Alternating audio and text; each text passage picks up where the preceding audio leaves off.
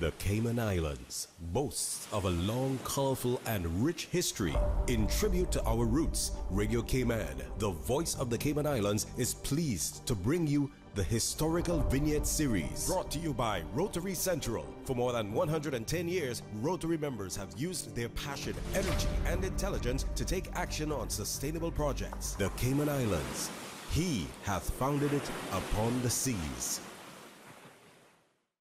While the Cayman Islands has long been a maritime abode, it was under Commissioner Alan Cardinal that the pastime of yachting or sailing would come to pass. Commissioner Cardinal started his post in the Cayman Islands on February 14, 1934. In January 1935, the first Cayman Islands Regatta was held in Georgetown, with boats participating from Cayman Brac. Commissioner Cardinal had foreseen that the islands were capable of showcasing their excellent shipbuilding and sailing talents in organized competition. As a means to attract international investors, with the assistance of one Edmund S. Parsons and Lieutenant Colonel B.P. Dobson, Commissioner Cardinal would form the Cayman Islands Yacht Club. In a sign of genius, the Yacht Club was also used to reform the local Boy Scouts, but as Sea Scouts serving in Georgetown and West Bay. By 1937, the Cayman Islands Yacht Club boasted 134 members, with 150 Boy Scouts and Cubs. Radio Cayman's Historical Vignettes was brought to you by Rotary Central. For more than 110 years, Rotary members have used their passion, energy, and intelligence to take action on sustainable projects.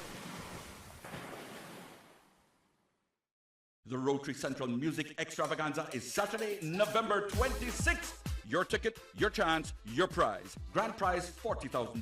Second prize, $4,000. 6 $1,000 prizes and more. Get your $25 tickets now through Rotary Central members, Rotary Central ticket sellers, eventpro.ky, or WhatsApp Rotarian Annie Rose Scott in Cayman Brac at 916-7310. The Rotary Music Extravaganza at Salty's Grand Harbor. Performances by Heat, Fabulous 68, and CNB. November 26th, you can be the winner. Proceeds fund Rotary Central Community Projects. Rotary Central NPO number 232. Rotary, all the good you imagine. Now you can listen to Radio Cayman everywhere. Everywhere. Can you hear me now? Everywhere. Everywhere. Yes, right from your Android or iPhone. Download the Radio Cayman app now on your Android or iOS phone. The Radio Cayman app is where you can listen to Radio Cayman everywhere you go. Everywhere we go, we go. Everywhere we go, we go. Find it in the Google Store, the Apple Store, or use the link at www.radiocayman.gov.ky. Yes, now you can listen to Radio Cayman everywhere. Talk Today is brought to you by Subway, open 24 hours in Countryside, Anderson Square in Georgetown, and Centennial Towers in West Bay. And by the Ministry of District Administration, Tourism and Transport. Explore your history, explore your land, explore your sister islands. MedLab in Smith Road Plaza, your complete medical laboratory solution. Call 949-7331. Talk Today is proudly brought to you by Pirates Fest 2022. Stay in the know. Get the full event lineup at piratesfestcayman.com. And Savannah Pharmacy in Countryside Shopping Village. Convenient opening hours, including Sundays and holidays. In answer to his question about the subjects. There are more questions than answers. Radio Cayman, Talk Today. Oh, what a compliment. For that, I thank you. What is happening now? There are hopeless and now it's time for us to stand up to God or really fall to nothing. It's time now for Radio Cayman's Talk Today. If you're ready to talk, we're willing to listen. Cayman Islands' foremost listeners' participation program. Radio Cayman's Talk Today. Listening to the general public, what the public is saying.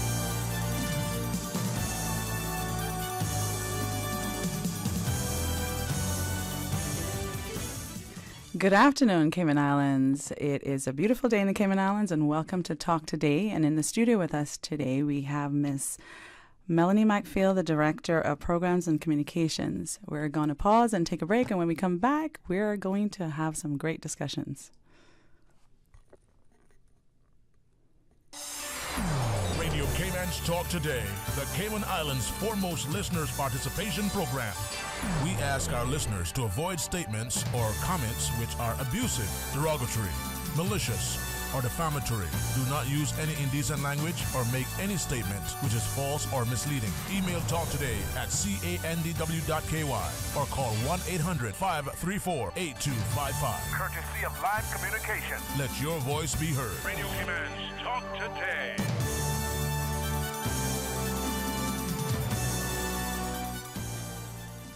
Welcome back to Talk Today. I'm your guest host, Laura Young, and in the studio with me today is Miss Melanie McFeel.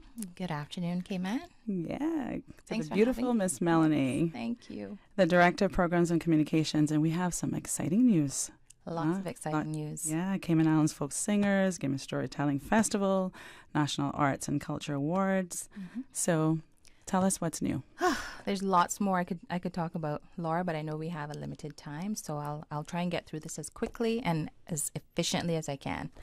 So we have the Cayman Islands Folk Singers.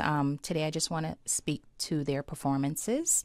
There's quite a bit on the performance activity schedule for the folk singers. And but before that, just to give you a brief overview, the folk singers, they were established in 2009, and the premise behind starting such a group was to preserve Cayman folk music. You have your Manzibot, you have your Kanknagano Bone. Love it. All those beautiful songs, Chip Up Potato. And of course, a lot of this music was inspired by Aunt Julia. And the folk singers do an amazing job of keeping those traditions alive through folk music. So they have, as I mentioned, quite a busy schedule coming up, starting this weekend, actually, in Cayman Brac.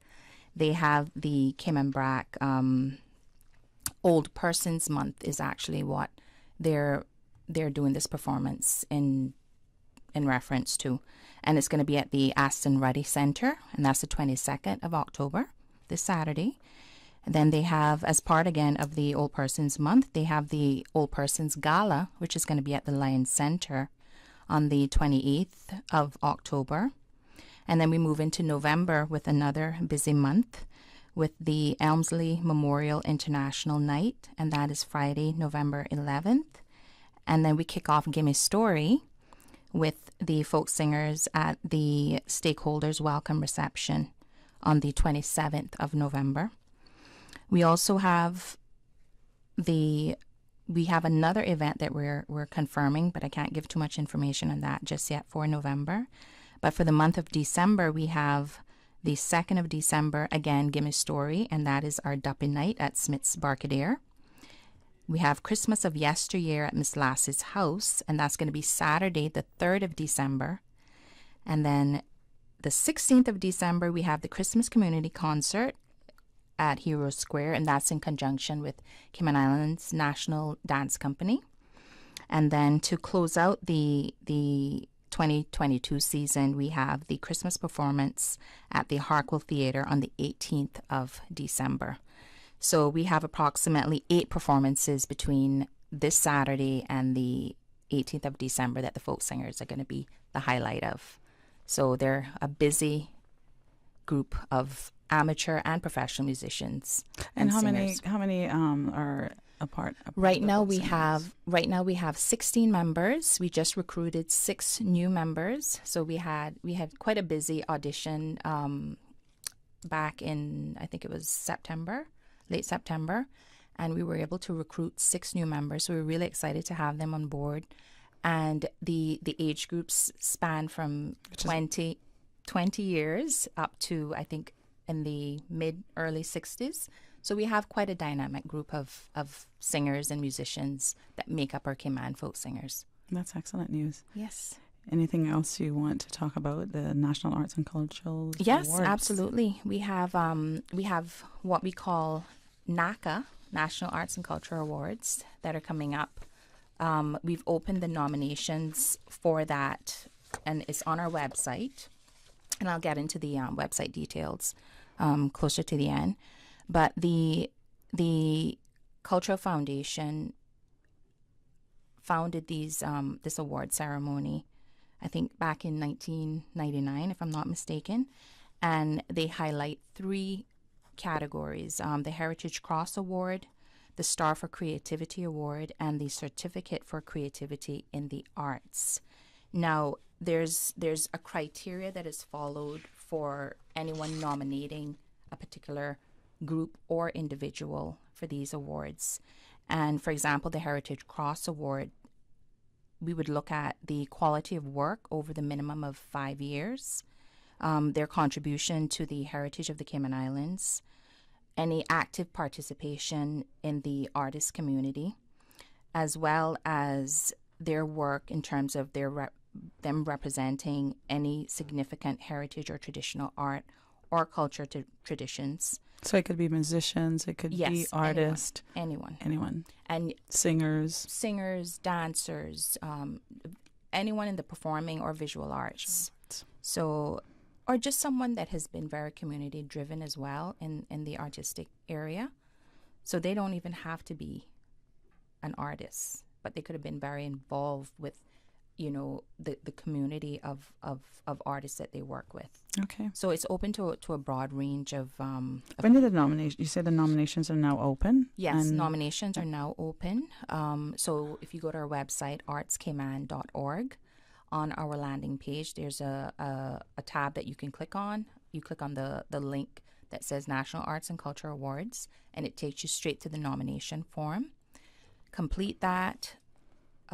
If you have any questions, you can get in touch with myself or my colleague, Nicole Durant, for questions. And the email address is on that form, as well as on the website, and that is cncf@artscayman.org, as well as ndurant@artscayman.org for any questions. Or you can give us a buzz, 949-5477. But it's quite a detailed application form. It's very thorough in its explanation of what is required from the nominator when you're nominating someone. So take your time, read through it. Someone or a group. It can be... Yeah, it could be an individual. It could be a group. Yes. And it, like I said, there are various categories that you can nominate someone for. And once that... The form is actually a fillable form, so you can do everything online, and it comes straight to myself or my colleague.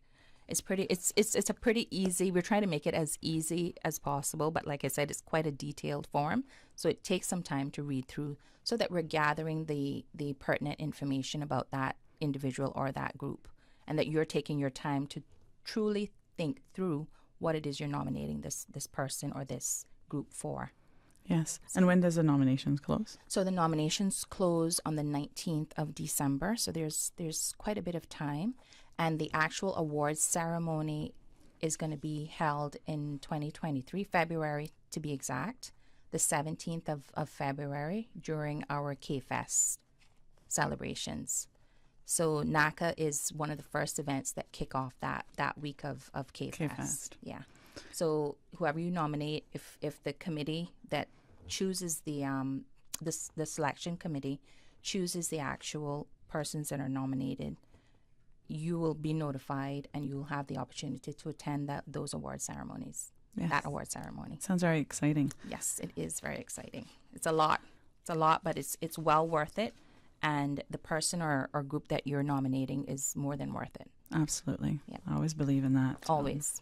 Especially in the arts. Yes. So can we go back over before we have close it out? Gimme Story and the venues and the times. Yes. Gimme Story is our international storytelling festival. This year we're keeping it very local. We have our Rita Estanovich and our back? Yes, and King is going to be with us as well. Okay, King Navasa. And we're actually bringing them specifically for Gimme Story and to do some workshops for storytelling as well. And they're also going to be here for Christmas of yesteryear, which I'll come back and speak more when we have more time. But just to give you a rundown of Gimme Story and the dates, we're kicking that off with Cayman Brack on the 25th of November, and we're doing that in collaboration with the Heritage Committee as well. Because the Heritage, I think the Pirates Weekend is happening on that weekend as well. Pirate Fest, sorry. Yeah, Pirates Fest, Pirates Week. Yes. I'm sure we'll be fine if we don't necessarily say fest. Yes. So, and then on the 26th, we have Butter for Fish. Now, that is more youth focus. And that will be in conjunction with a storytelling competition that we're doing with the schools. So the winners of that will come back to that event. The 27th, we have our stakeholders reception. And then the districts, Monday through Friday, we have West Bay, East End, Northside, Bordentown, and Georgetown in that order. And then we close off with Georgetown at Smith's Barcadere. Well, I guess this was just a teaser, Ms. Very much a teaser to let us know what's going on at CNCF. Yes. Sounds like there's some great work, and we look forward to having you back on Radio Cayman in a more extended version. Yeah. And I wish you all the best with the remaining events of 2022. We're going to pause and take a break, and when we come back, we will continue with our discussions on Talk Today. And the whole island is one big party. Little Cayman, the 2022 Pirates Fest season starts with you November 4th through the 6th with the official kickoff at McCoy's Sunset Bar Friday the 4th, followed by the float parade 3 p.m. on the 5th starting from Southern Cross, costume competition, fireworks show, and don't forget about the Pirates Party at the Hungry Iguana. You know them pirates like a little party, Little Cayman style. Little Cayman Pirates Fest, November 4th through the 6th. From boat days to beach gatherings, leave the catering to Subway. Choose from small and large sandwich platters, double meat wrap platters, and top it off with optional cookie platters for dessert. Or ask about our Subway box to go with the option of 6-inch or foot-long sandwich, 1 cookie, and 1 bag of chips for all occasions and celebrations. Let Subway focus on the food so you can focus on the fun. Visit subway.ky for catering options. Subway. Eat fresh. Wouldn't it have been grand if you had purchased land 30 years ago? It may not be 2020, but a perfect vision has never been more clear. Cayman Brac and Little Cayman, poised for growth with an eye on the future. Your land, your history, your future. Discover all that our sister islands have to offer. J&M Money touching down again. Now you can send your US dollars at any location on island, including the BRAC. It's easy. Just walk with your US dollars. No need to convert to CI. This is another convenient service available at J&M Money. They always find a way to make it easier and hassle-free. So remember, when you need to send your money and you only have US dollars, don't ever think of what to do. Just head straight to any J&M Money location and send your money the fast, convenient, and affordable J&M Money. J&M Money, touching down again. J&M Money, ranga to la friend. At Doctor's Hospital, we know life happens, and usually when you least expect it. So when unexpected medical issues arise, you need quality care close to home. Located in the heart of Georgetown, our accomplished team of physicians and medical staff treat minor urgent conditions such as migraines, chest and abdominal pain, shortness of breath, burns, broken bones, open wounds, and more. 24 hours, 7 days a week with no appointment necessary. Peace of mind is important when life happens. At Doctor's Hospital, we're always here just for you. Need to speak to someone? Call 949-6066. For medical lab services in Cayman, go straight to MedLab. For a full range of medical services, pleasant, clean and comfortable environment, no long lines and affordable fees, visit MedLab at the Smith Road Plaza. Open Monday to Friday, 8:30 a.m. to 5 p.m. and half day on Saturdays. Call 949-7331 to make your appointments. For medical lab services in Cayman, MedLab. Ask our professional team about the benefits of cutting-edge technology with MedLab's new state-of-the-art digital mammogram machine. The best foundation you can wear is glowing, healthy skin. The offices of dermatologist Dr. Wayne Porter specialize in enhancing your skin's well-being. Whether you're seeking advanced skincare, including any skin cancers, Botox, filler, cosmetic skin enhancements, or simply looking to reduce wrinkles, Dr. Porter offers a full-service dermatology and dermatological surgery practice. For more information, email drportercayman@gmail.com or call 946-9020. That is 946-9020. Your thoughts are just a telephone call away. 1-800-534-8255. What the public is saying. Let your voice be heard. And now, Radio Cayman's Talk Today.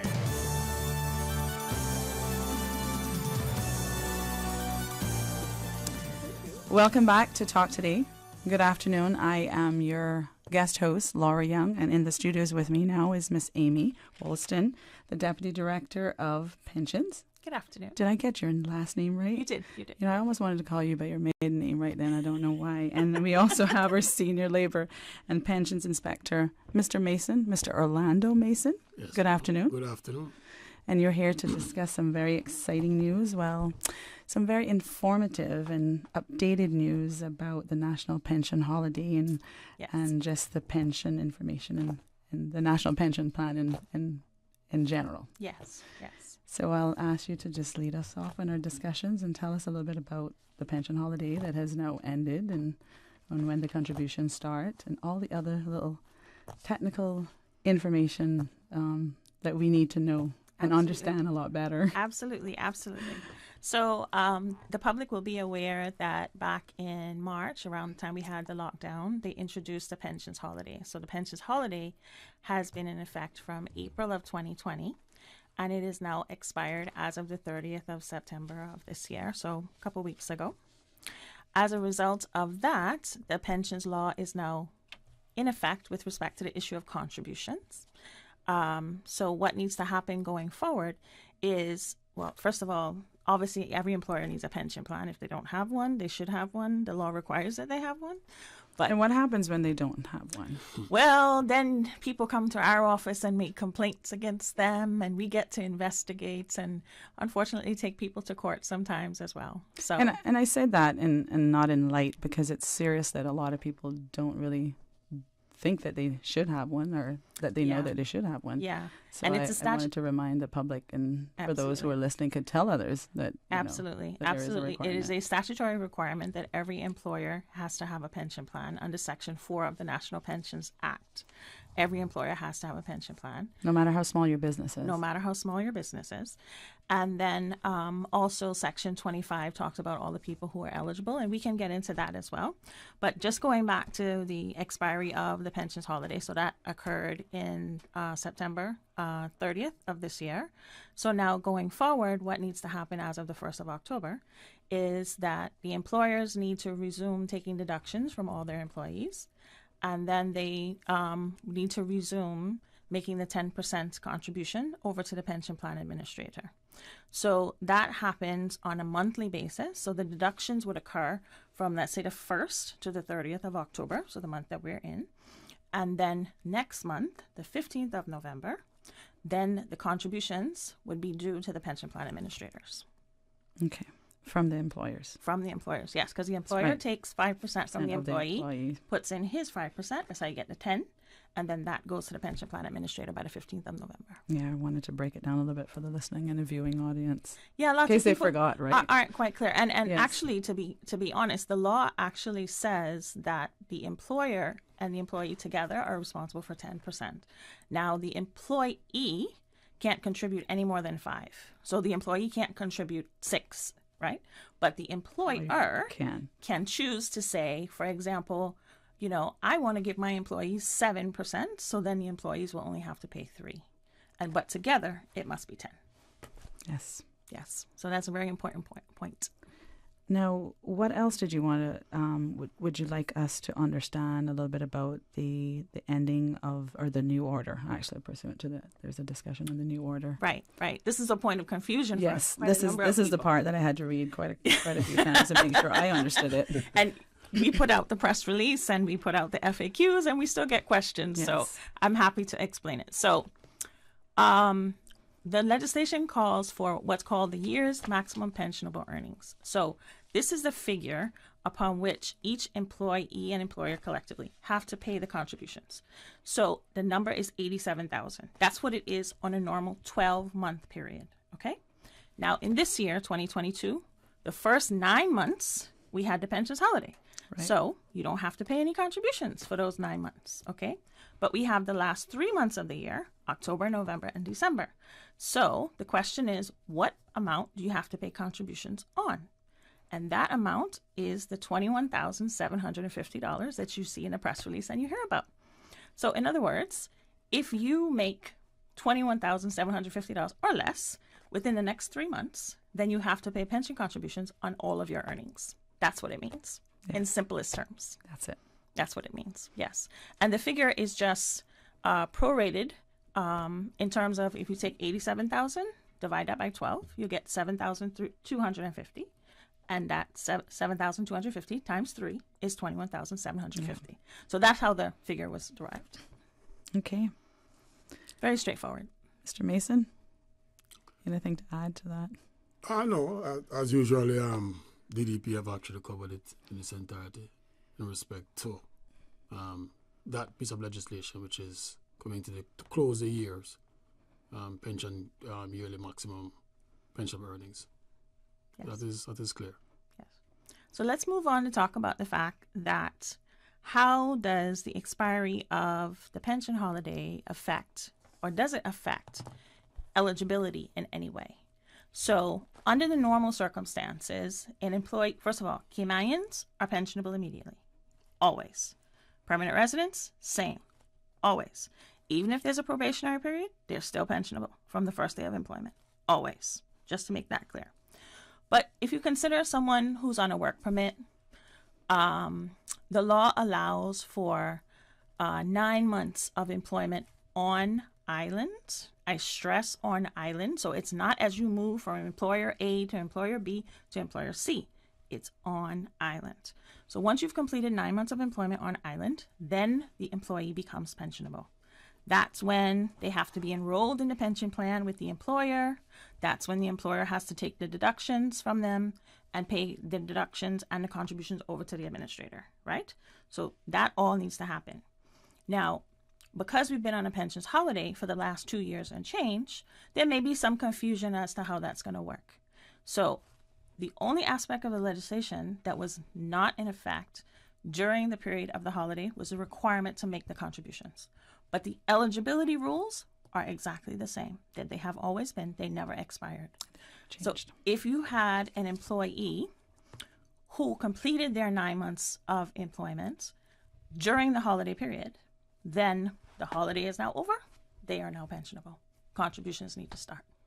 If you have hired new staff, Caymanians, permanent residents, who during the holiday were not making any contributions, the holiday is over. Now the contributions need to start. Everybody really starts back. Basically, yes. But there's no exclusions. There's no exclusions, no. Well, there are certain types of employees that don't have to contribute. So, for example, Mason, why don't you talk about that? Okay. For example, well, I think I directed it back at him at the wrong time. For example, domestic helpers in a private home, or persons with a work permit that says domestic. Yes. In a private home, gardeners, in a private home. Now, notwithstanding, if the individual who is a gardener or a domestic helper and they are Caymanian or PR, they are subjected to pension. So the exemption thereabout is persons who are not Caymanian or do not have PR and are gardeners, helpers, or domestics, as it is classified, in a private home. So that's the only three categories of non-Caymanians or not a permanent residents that are excluded. That's correct. The gardeners, the domestic helpers, and maids.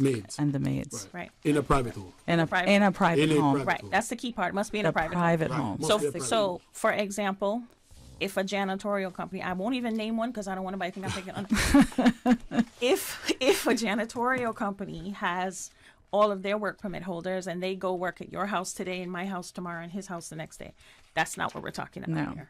Because then it's a janitorial company who holds the work permit. That's right. It's if you hold the work permit, if I hold the work permit, those are the people that wouldn't have to pay. We're going to pause and take a break, and when we come back, we will continue our discussions. Busy, busy, busy. Feel like there's not just enough hours in the day. Savannah Pharmacy, service to make your life easier. Now you can WhatsApp your prescription order to 929-5045. And pickup is just around the corner with everything your family needs and convenient opening hours including Sundays and holidays. WhatsApp your prescription order to 929-5045. Savannah Pharmacy, wholesome values with modern conveniences.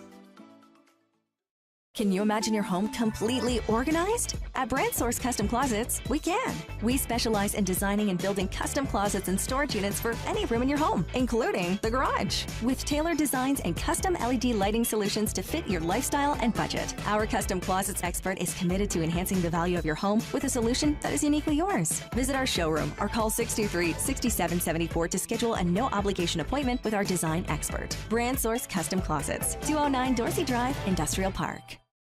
We think it's time you crossed over to a new vehicle. And with the Toyota Corolla Cross, now at Vance Motors, you have plenty of reasons to make the switch. The crossover body and hybrid engine is a sleek design in a sturdy structure with a spacious interior that opens to extensive cargo space. Stuck in traffic? The high-performance self-charging hybrid system automatically switches between gas and electric vehicle mode, helping you lower both fuel costs and carbon emissions. The Corolla Cross has full LED lighting inside and out, an integrated display audio system with energy monitor, and a dual-zone climate control system to ensure comfort for all. Test drive the new Toyota Corolla Cross Hybrid today at Vance Motors, Walkers Road.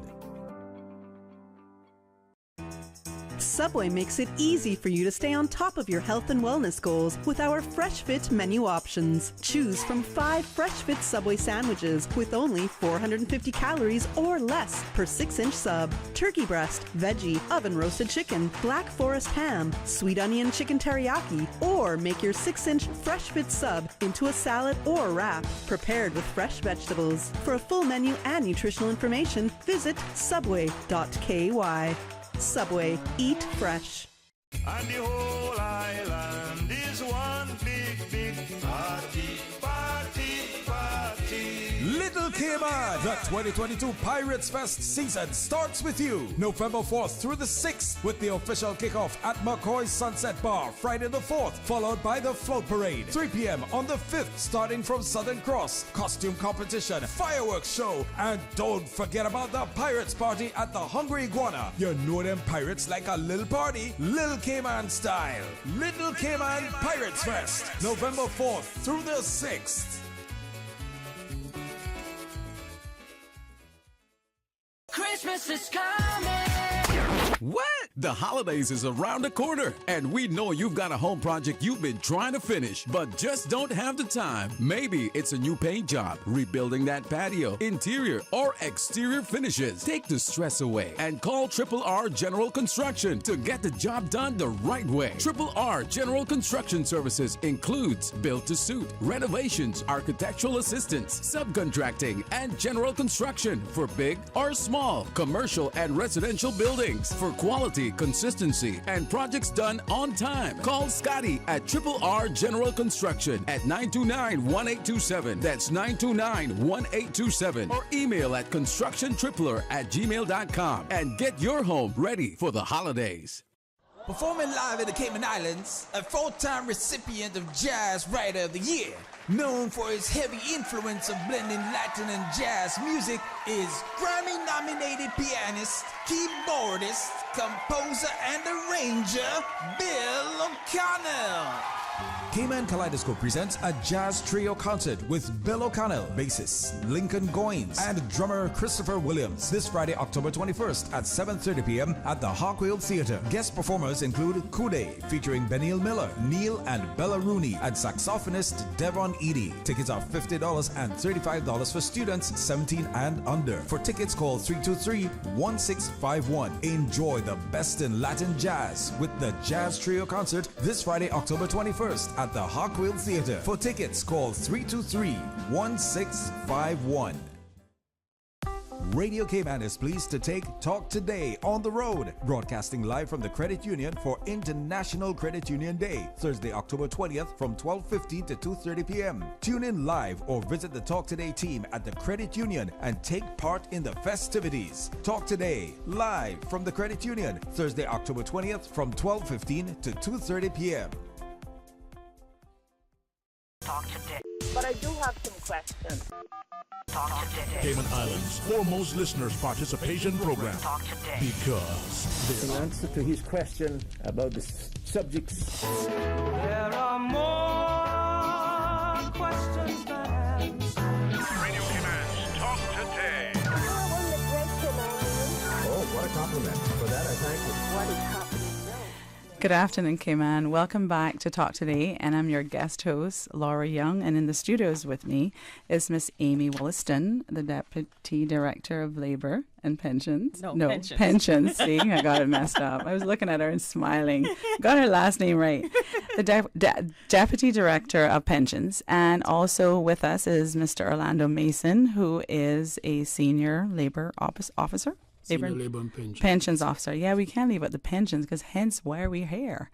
As the song was saying, there are more questions than answers, and I definitely know we have lots of questions when it relates to the national pensions. And perhaps, Amy, for the purposes of people who may just be joining us, you could sort of reiterate the information that has already been shared about the National Pensions Holiday and any other highlights before you move on to continue your discussions. Okay, no problem. So earlier I was speaking about that the pensions holiday actually expired on the 30th of September, a couple weeks ago. So as a result of that, employers need to resume the deduction of pension contributions from their employees, and they need to take the 5% from the employee and join that with their 5%. So that contribution can be made to the pension plan administrator by the 15th of November. So going forward, of course, that would need to continue every single month after that in terms of the time frame. The other issue we were discussing is the confusing topic of how much you have to pay for the next 3 months. Yes. And that's the employer. Yeah, that's the two together based on the earnings. Yes. So the amount that you pay is based upon the earnings of the employee, right? So that's normally $87,000 in any particular year. It's called the year's maximum pensionable earnings. But this year, because we had the holiday for the first 9 months, obviously you don't have any contributions to pay during that period, unless you chose to. I should preface this by saying people can make additional voluntary contributions all the time, and that wouldn't be included in the figure that I'm speaking about. So you didn't have any contributions to pay for the first 9 months of this year, and now we have October, November, and December when the pensions holiday has expired, and both parties have to contribute to the pension contribute to the pension plan, So based upon the employee's earnings, that's what would determine how much you would contribute. And the ceiling amount is $21,750. So if you make $21,750 or less, then you would pay the full 10% on your contributions into the pension plan. If you pay more, then you don't have to pay any contributions on the higher figure. Okay. Yes. So that's kind of the gist of what we were talking about before. Yes. And for anyone who's listening, we will be opening up the phones later on in the show. Not at this time, but we will. So get your questions together, and Miss Amy and Mr. Mason will certainly be able to answer them. Definitely so. Definitely so. We were also covering the issues of, employers having to have a pension plan, which is a statutory requirement. And we were talking about who is eligible to participate. So I'll let Mason cover that again. Okay. Persons eligible to contribute to a pension plan. Persons between the ages of 18 years of age to 65. Okay? All persons on island who are employed between that period is subjected to pay mandatory pensions. As well as I said before, whether Caymanians or otherwise, the only exception to that rule is persons who are between 18 and 23 who are in full-time education. And the full-time education must be a situation that is actually documented. So if they're going to UCCI and they're between that age, then you're exempt from paying pension. But they have to be Caymanian. But they That's have to be part. Caymanian. That is a fact. They have to be Caymanian. Right. And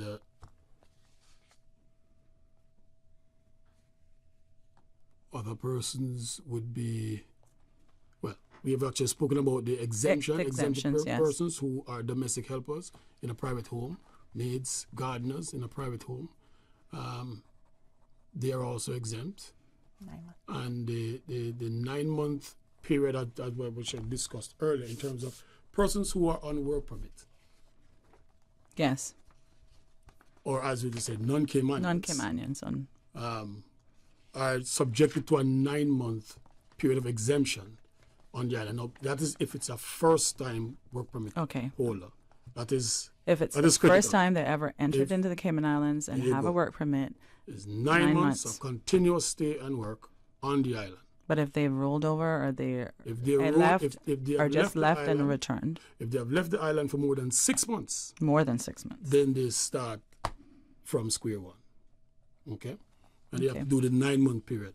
Now, one of the things that we were discussing initially is that employers at times utilize this 9 month to suit them, to suit a situation. So some persons mistakenly, as employers, when the person comes to work with them, they are calculating the 9-month period from the day they started working with them.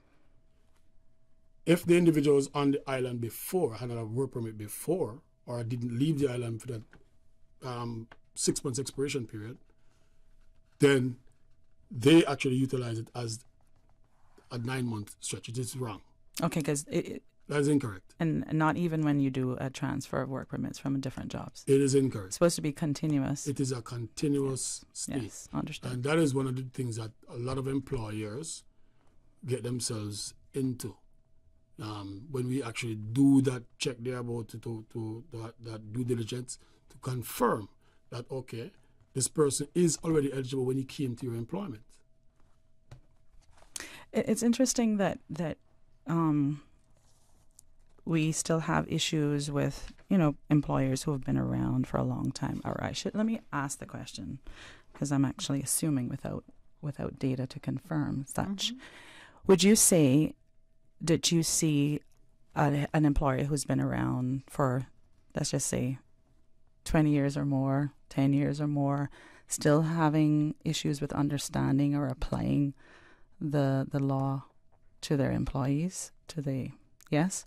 So we do, yeah. My question is, what other than when you do come into the radio, what other education and awareness is given to employers? How is that done? How often is it done? Well, obviously, we come on the radio as much as we possibly can.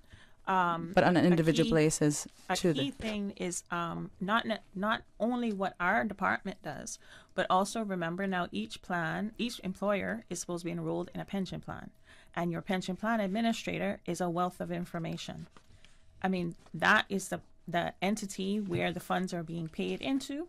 They can equally come, and as a matter of fact, that is how an employer should deal with the selection of a plan, is have administrators come in to your business and have presentations done. Yes. And then there's a vote taken across the employees, and that's how you decide which plan is going to be used. So your administrator is a wealth of information. Everything I'm talking about, they already know. Exactly. Right? They need to know. Exactly. They already know. Yeah. Some of them have websites you can go and look at. You don't have to necessarily talk to a person or wait for someone to answer the phone. So there's a wealth of information out there. It's not just what our department does. It's a wealth of information out there for employers to learn about and know, and also for employees to know as well. Yes.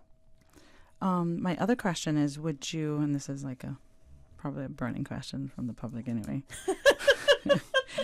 Oh boy, what are you starting up in here? Not that we're encouraging it, because we know there's serious repercussions of, not from a national level only, but from an individual and employer level, by having this pension holiday, hence why a lot of people were resistant to it initially. Mm-hmm.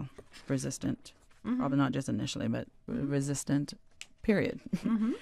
Is there any provisions or thoughts about having a national pension holiday in the future, or what would be the alternative?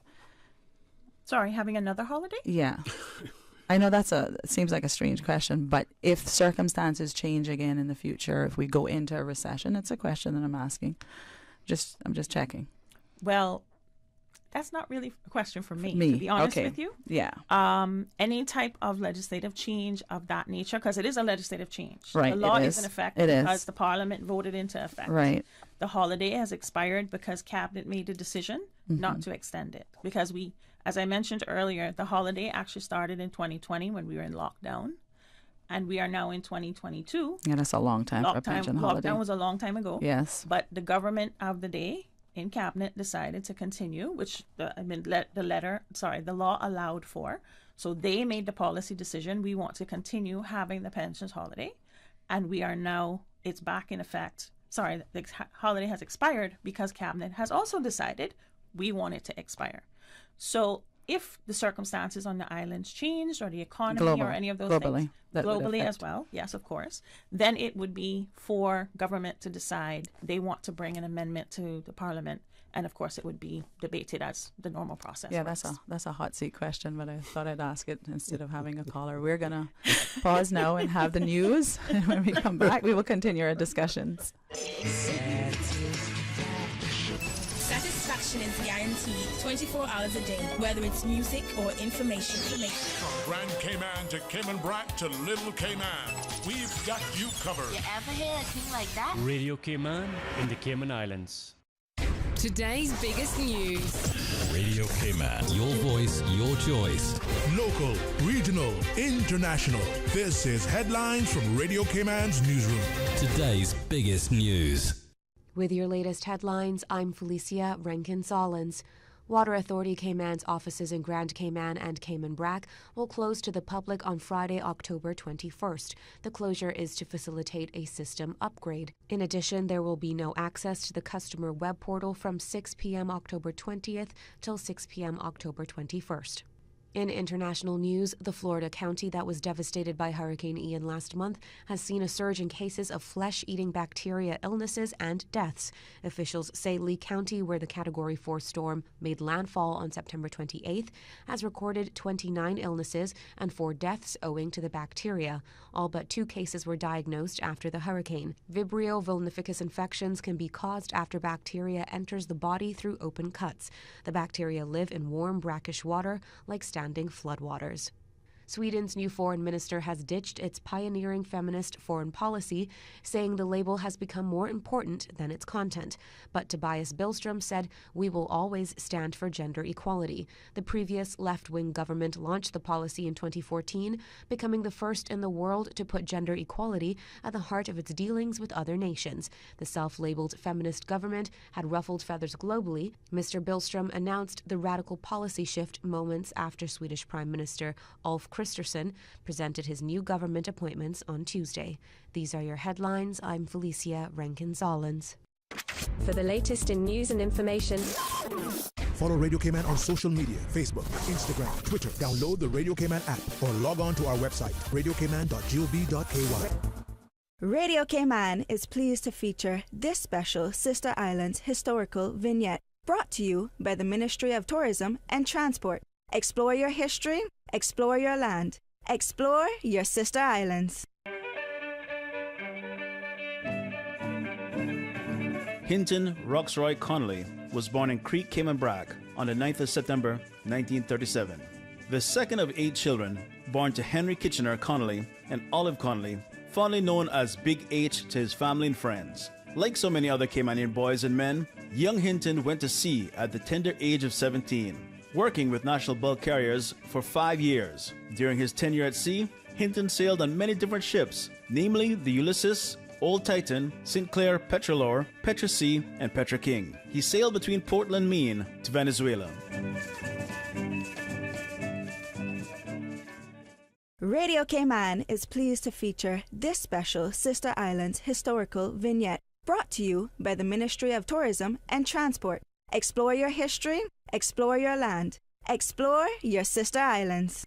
Listen to the general public. Your thoughts are just a telephone call away. 1-800-5 534-8255. What the public is saying. Let your voice be heard.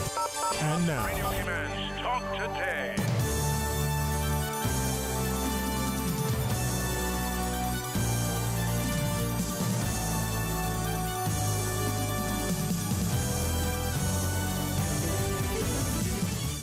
Good afternoon. Welcome back to Talk Today. I'm your guest host, Laura Young, and in the studio with me is Miss Amy Woolston, Deputy Director of Pensions, and Mr. Orlando Mason, Senior Labor and Pensions Officer.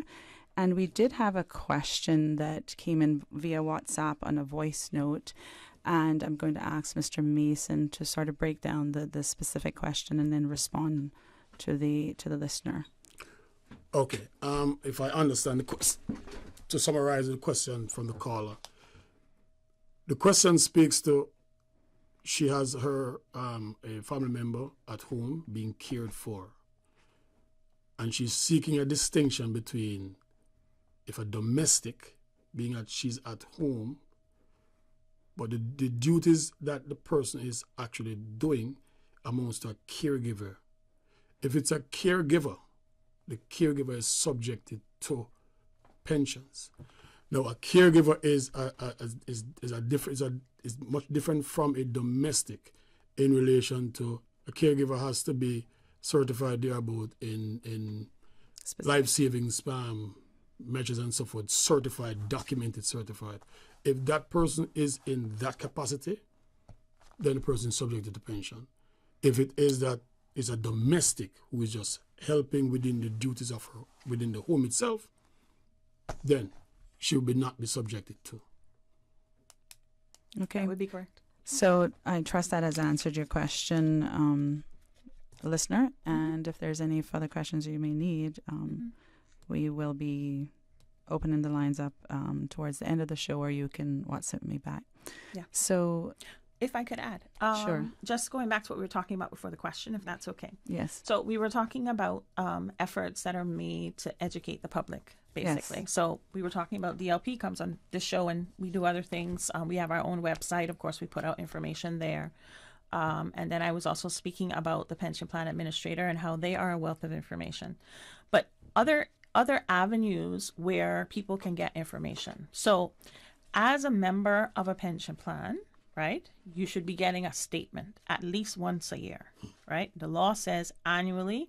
Most of the pension plans will put out at least twice a year. Some even put out quarterly.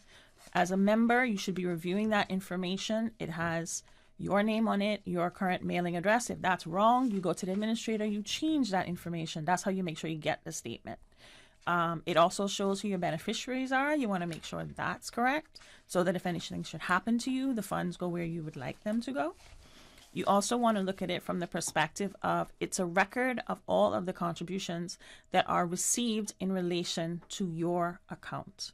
So this is where you see the employer paying in the contributions. That's where you as a member can see, did my employer pay my contributions? That's where the record is. If you don't physically go to the administrator or log into our website, you should get a statement at least to show you that information is there. So that's also quite helpful. The other thing that is also helpful for people is that most of the pension plans have an annual general meeting. And that information quite often is published in a newspaper. Even if you don't see it any other place, it's on their website. Sometimes there's advertisements on the radio.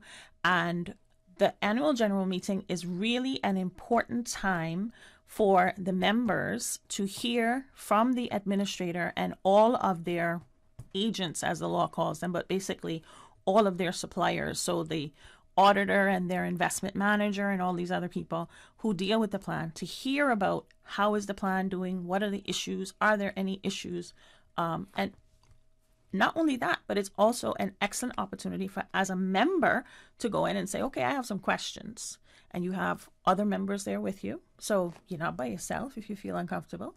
And there you can ask your questions and raise your concerns. So I personally always find it surprising that people don't take advantage of annual general meetings. I go to them quite often myself, particularly some of the larger plans.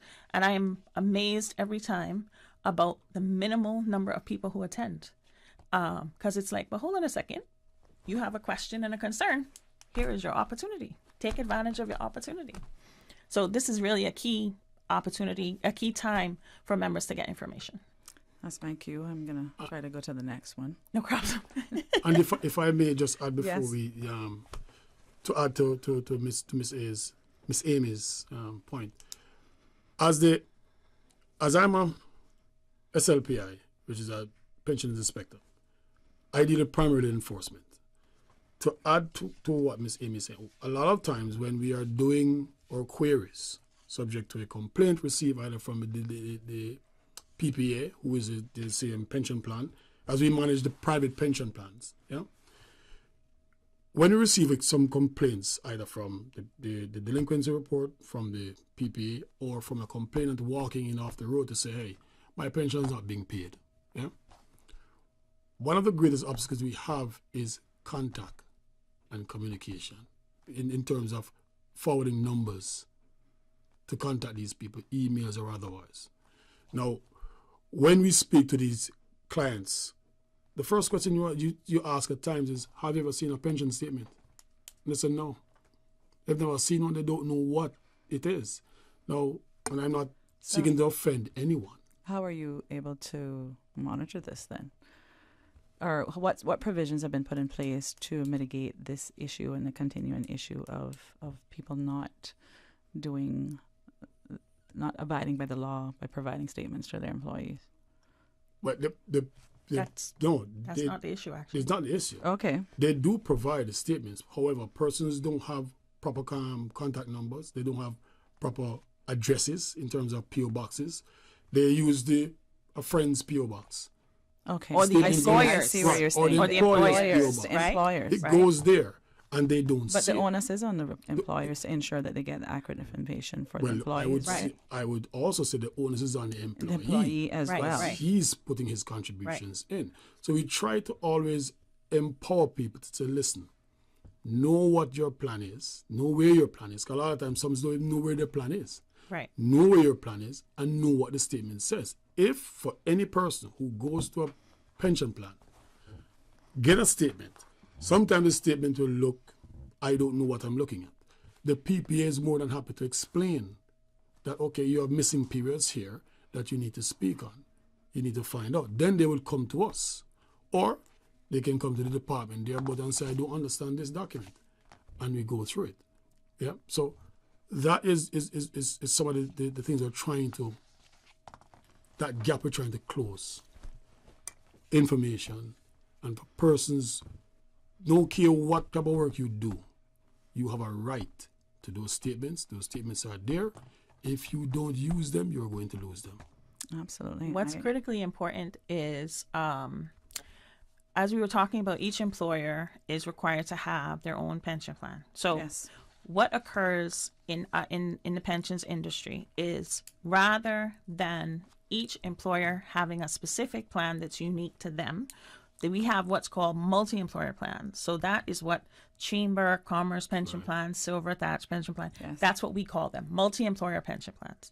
So what ends up happening is employee A goes to work for employer number one, okay? Employer number one is using Fidelity, for example, because they're a registered pension plan.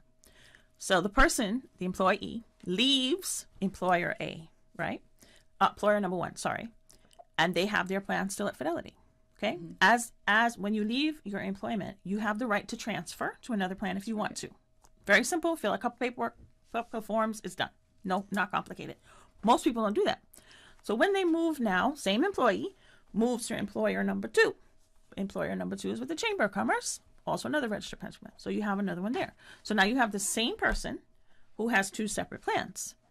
The problem is that the person, not the employer, the person needs to ensure that all of the pension plans know what your address is. It is. Because when you move, if you use your employer address with the first plan, well, that's not your employer anymore. So if he gets a statement, he doesn't know what to do with it. He probably sends it back. But it's still your money. Because at the end of the day, when the money gets to the account, it's your money. The employer has deducted from you. He has paid in his 5%. It's your money. So then the onus is on you as the member to say to the administrator, oh, by the way, hello, That's not my P.O. box no more. Right. This is my P.O. box over here. That's right. And that's what he was saying in terms of the statements. Yeah. So it's not that they're not getting sent. It's just the administrator is going by the last piece of information they got, and it needs to be updated. And the onus is on the employee, the person. We do have a question that I'm actually going to read over here. Good afternoon to you and your panel. If employers have to decide between employing a Caymanian and a paying pension right away, or employing a permit holder and not a paying pension for the first 9 months, we must ask, what is the reason for this policy? Not sure that I would have to reread that again. It appears that Caymanians are not competing on a level playing field and are disadvantaged by this policy. Does your panel agree with this policy? Does your panel agree this policy needs to be changed to the level employment playing field? That's a packed question. That's a very packed question. That needs to be broken down into a lot of different questions within a question. That's a very packed question. So, first of all, Caymanians and permanent residents are pensionable immediately. We've established that based on what we've already said. Then the issue of work permit holders, they are not required to pay pension until they've worked on the island for 9 months. Okay? So I think what the question is driving at is the 9 months the 9 months aspect of it, and whether it's equitable to ask an employer to pay immediately for a Caymanian and not have to pay for 9 months for a work permit holder. Yeah. I think that's what they're the equitable and fairness of a Caymanian versus a non-Caymanian. Exactly. There was, when we were working on the 16 amendments, I don't think they were actually called 16 at the time because it was a bill, and that was some years ago under a different minister. There was some discussion about changing it completely, and actually the public didn't generally support that premise. The public didn't want to see work permit holders pensionable immediately, and they didn't want to see Caymanians have to wait to become pensionable. So the decision was taken to leave it as it is now. I'm sure the government is open to whatever the public's perspective is on the matter, and I'm sure at some point our current minister will be working on legislative reform. But at this point in time, it's not appropriate for us as civil servants to comment on the government's policy. It's the government's policy, and our job as a civil servant is to deal with the implementation of it. Absolutely. We do have a caller on the line. Caller, good afternoon. Good afternoon, everyone. Good afternoon. Oh, sorry.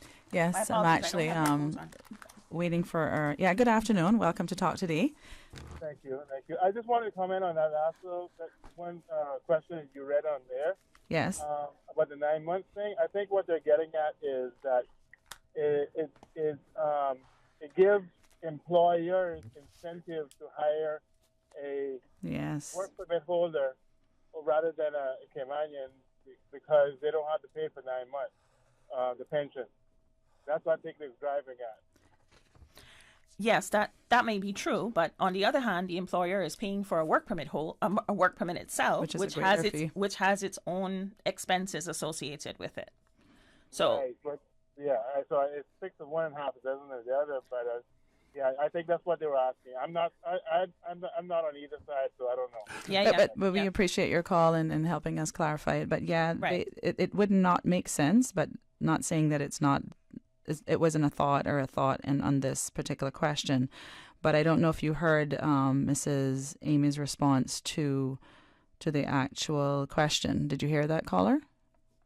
Yes, she was saying that because of the 9 months.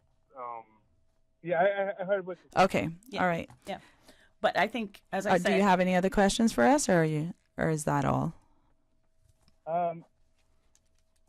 Is there... No, I'll think about it. And That's fine. You can call back. You have 10 more minutes. You can call back. Thank you, though. Thank you. Have a good afternoon. Not to mention the fact, since he wants to call back, let me use this opportunity to just say how you can contact our office, because I realize we got about 10 more minutes, but people may have questions after that. So obviously we have our standard phone number, which is 945-8960. We have our website, which is dlp.gov.ky, which contains information as well. We also have a email, which is sorry, I said it wrong. The website is dlp.gov.ky. Thank you. And the email is dlp@gov.ky. My apologies. And then we also have a confidential number, which is 945-3073. And you can call there and ask questions and leave information and confidentially and not necessarily have to leave your name or anything like that. Can you repeat that private number? Okay. It's 945-3073. Yeah, sometimes people do call me. Right. That's a confidential number, which is actually checked by one of the senior management team, not by a staff member, just so we ensure the confidentiality of the caller. Okay. Yeah, so we have all these opportunities where you can communicate with us if you don't call us back today. Yeah. Yes. So let me just go over a couple of things in terms of what we were talking about today, because I want to make sure we reiterate the importance of the employer having a pension plan now that the pension holiday has expired, the importance of deductions and contributions, and they need to be paid by the 15th of the following month. So October, we're going to pay in November. November, we're going to pay in December, right? Then the other thing that's important we haven't touched on is the fact that employers need to provide employees with payroll slips as well, because that demonstrates this is how much you got paid each hour, this is how many hours you worked, this is the total, this is how much we're taking out for pension and anything else they're taking out that's permissible, like health insurance. This is how much your salary is at the end. So that's critically important because you're looking, I was talking about the statements before. So you get your payroll slip from your employer as an employee, and then you look at that and you look at your statement from your pension plan administrator, which you might get a physical copy, or you can log onto their website or their portals, and you can look at it that way electronically, because quite a few of them have websites where you can just log in. You don't have to get a statement physically, and you have these two sources of information. And that's how, as an employee, you can look and see, okay, is my contributions being paid in to my account as they should be? So that's a good source of information, and if you're concerned about your employer's compliance with the legislation. Yes. So there you have that as well. Then something else we haven't talked about is the onus on the employers to maintain records. So yes, under the legislation, it's Section 18A, I believe. It is. The employer has an obligation to maintain records on all of their pensionable employees. So those records would have information, for example, the employment dates of each employee, all the deductions you took from all the employees, each employee, all the contributions you've paid over, the date you paid them over, the pension plan you paid them to. All of those records, as an employer, you need to keep them. You need to have them for 5 years. I was going to ask you the time period, but 5 years. Because now our office has an inspection team. Our office has an inspection team, and they go in, and when they're doing inspections, of course, they're looking for those records, because they're doing and say, okay, we want to make sure this employer is compliant. And you go through and you look, they do an audit to make sure everything is there. So that's why it's important for the records to be there. And not having the records is actually an offense. Okay. Yes. So, well, you answered one of my questions, which I figured it would be an offense. Mm-hmm. How often do you do inspections?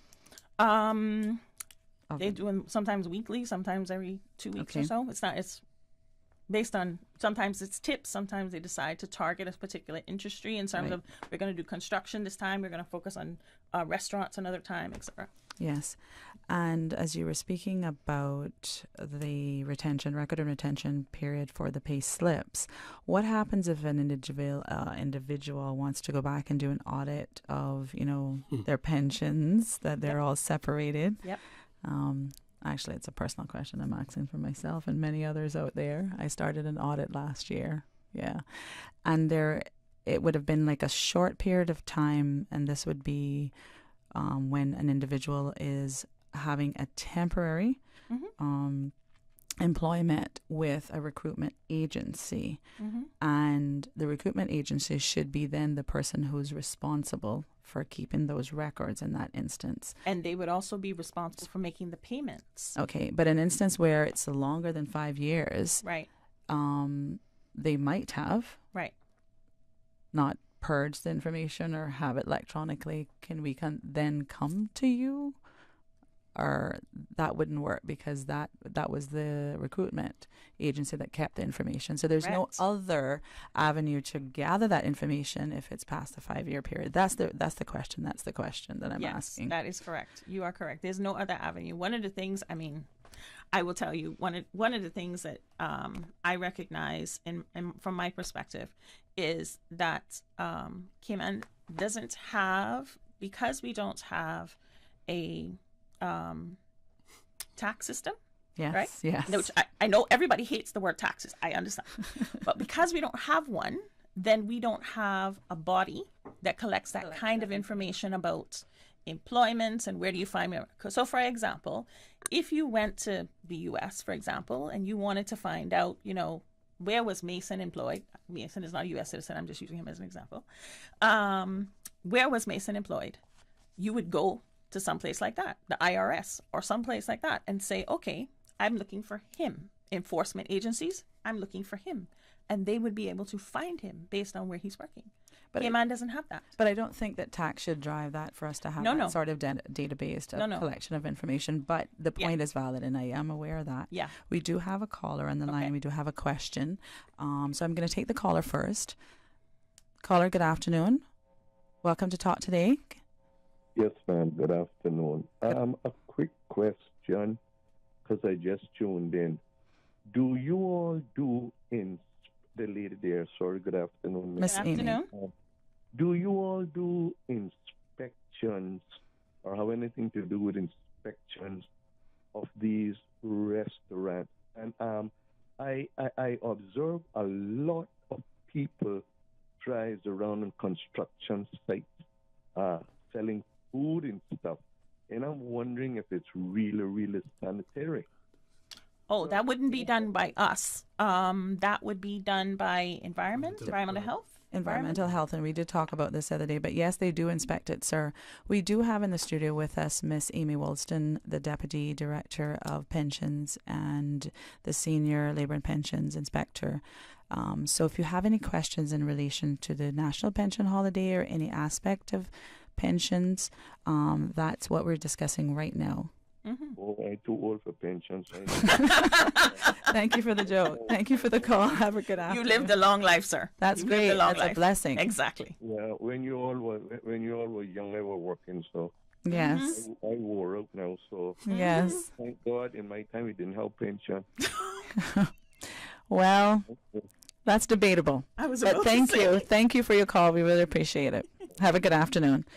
I just thought that you all dealt with the the inspection of the restaurant. That's the Department of Environmental Health. Sorry. So another quick question. Is it in relation to pensions, sir? Because we do have a tight deadline here, and we have another caller on. Yes. Okay, please proceed. Thanks. Somebody worked in Cayman for X amount of years, and they leave Cayman and they go somewhere else and living. They're not able to get their pension yet. But the person was working for government, can't they get their pension transferred to where they're living? Well, excuse me, if they worked for government, actually that's not our area of responsibility. Just so you're aware, sir, the National Pensions Act, which is what our department deals with, covers the private sector. Pensions. Yes? Okay. If it's a government employee or a former government employee, then they would need to contact the Public Service Pensions Board, and they would be able to facilitate their question. Thank you. You're more than welcome, sir. Caller, good afternoon. You're on air. Our next caller, good afternoon. Did we lose them? Hello? Hello? Yes, good afternoon. You're on air. Good afternoon.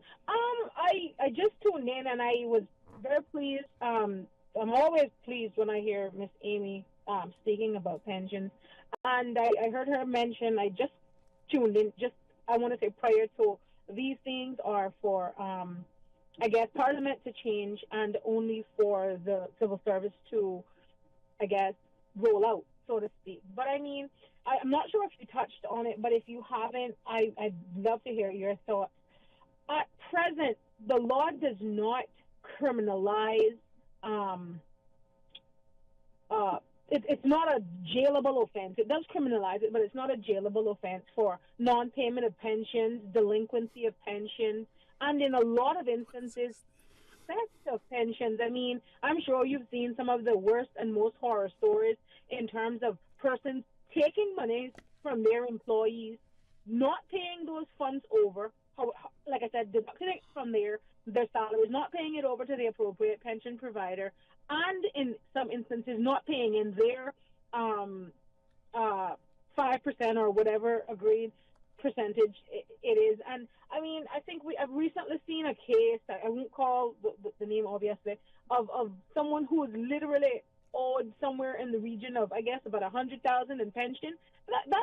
That matter has dragged on for what I think is about 6 years, and those employees effectively, or possibly former employees, they have no real reprieve. This person is allowed over 6 years, $100,000. That's about, give or take, less than $25,000 a year.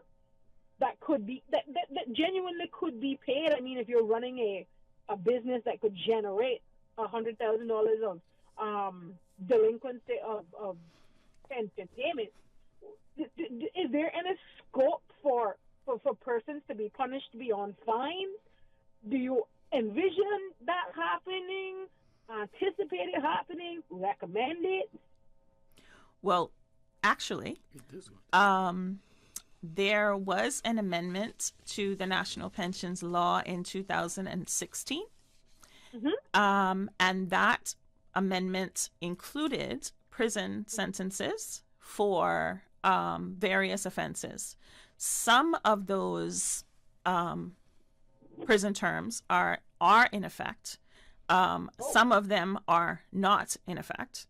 But I can tell you that there is discussion about how to bring the balance of the 16 amendment into effect. As you know, we're in 2022. That was 6 years ago. So there is some discussion. We have a National Pensions Board. It was recently reappointed. And there is discussion about moving those amendments forward to actually bring them into effect. And that would be one of the major things that would be brought into effect, the introduction of prison terms, yes. Which, of course, although the law allows for it, the magistrate decides. This is not something our office decides. Understood. Yeah. But thank you for that. You're welcome. You're welcome. Thank you, caller. So we're going to have some final closing comments or points from you, Miss Amy, and from Orlando. Sure. Well, I'm going to say it so many times, people are going to get sick of me saying. So no, we won't. No, we won't. Because maybe those who were listening before are no longer listening, and we have new listeners. That's true. Definitely so. So as we started out the program talking about, the National Pensions Holiday has now expired as of the 30th of September 2022. As a result of that, employers need to resume taking deductions from their employees from the 1st of October. And those deductions, along with the employer's aspect combined, totaling 10%, needs to be paid to the pension plan administrator by the 15th of November, and then continuing every month thereafter. When it comes to the point of how much do you have to pay? So you have to pay on the employee's earnings up to $21,750 over the next 3 months. Come January, then we'll go back to the 87, which is normally in effect for a full year. Yes. Then other things that's important, because the holiday was in effect, does not change anyone's eligibility. So it only changed your requirement to make the payment. So during the time the holiday was in effect, you didn't have to make the payment, but the person, if they became eligible, they became eligible. And then their enrollment needs to be addressed. If it has not been addressed up to this point, it needs to be addressed so that when it's time to make those payments on the 15th of November, they have an account already and the money can be deposited there. So that is really the key points that we wanted to make sure we brought across today. And could you give us the contact numbers for those who might not be techie savvy and doesn't have access to a computer? Sure. Our the phone number for our office is 945-8960. We have a confidential hotline, which is 945-3073. We also have an email address for those who are techie. That's right. But dlp@gov.ky. And of course, let me also say this, although I'm not advocating for anyone, you can always talk to your pension plan administrator if you have any questions. You don't necessarily have to talk to our office. We're the regulatory body. But of course, every employer should have a pension plan. Therefore, they have an administrator. And they are a wealth of information as well. And what are the key points, Mr. Mason, on enforcement, on the side of enforcement? Okay. As one of the 4 investigators in the pension unit, for employees, I want to empower all employees to keep apprised of your pension plan statements, all your information subject to your payroll information, by simply not tech savvy, but using your phone just to photograph a pay slip. We've had circumstances where persons come in, can't find, they have a slip of paper with something written on it to say that that is what they got for payroll information. Unacceptable. Yeah, it makes us much harder to keep the employer accountable. Yes. Yeah? As well as to give proper account for yourself in terms of the monies you're spending, you're actually saving. And for the employer, employers need to ensure that they update the pension plan administrator of every action that they do, whether it is that an employee is dismissed, whether it is that statements and so forth. That is one of the things that we need to regulate our own selves, the employer and the employee. Employees, go out to your pension administrators meetings when they advertise you count, you matter. And if you're not there, then you won't know what is happening to your monies being invested. And make sure you update your administrator on how to contact you, Exactly. and the employer do the same. Say that, exactly. And the employer do the same. Exactly. 2 final quick questions from WhatsApp before we conclude our discussions here on pensions. Does the public service pension plan have an annual general meeting? If not, why not? We just talked about. I can't speak to the public service pensions. Yes, Yeah. yes, because this is to do with the private sector. Right. So you would need to contact Public Service Pensions Board directly. And the other question, which I believe we can answer quite quickly, is the age of retirement is 65. Mm-hmm. And the other part of that question, I need to go back. It's actually called the normal age of The normal pension age of- entitlement. Yes. At the moment, it's not called retirement age anymore because, unfortunately, employers translated it into meaning, oh, that's when I gotta fire you and you have to go. And that's not what it means. It simply means that as an employer and employee, you're not obligated to make contributions to your pension plan anymore. And as an employee, you are entitled to apply in order to receive your benefits. That's why the term was changed, because the denotion of the word of retirement, yes, was taken in a different context. So the official retirement age is... The normal age of pension entitlement is 65. 65. But if the specific question is retirement age. Well, then there isn't a retirement There isn't a retirement No, age. there isn't a retirement age. Right. And so the other part of the question is if an individual is in their late 50s and finding challenges, I don't think this is a question that we can answer here or this panel. If an individual is in their late 50s and finding challenges in obtaining gainful employment, is it possible to obtain early retirement benefits? Once you are 55 and older, you can apply for early retirement once you've terminated employment. Okay. Yeah, that is in the law. It is in the law. It is in the law. Yes. Well, we want to thank you. It's been most informative as always, and we wish you continued success. Thank you so much for having us. And I am sure that the listening public will look forward to having you on again. Yes. We're going to pause and take a break, and when we come back, we're going to have some other guests in the studio.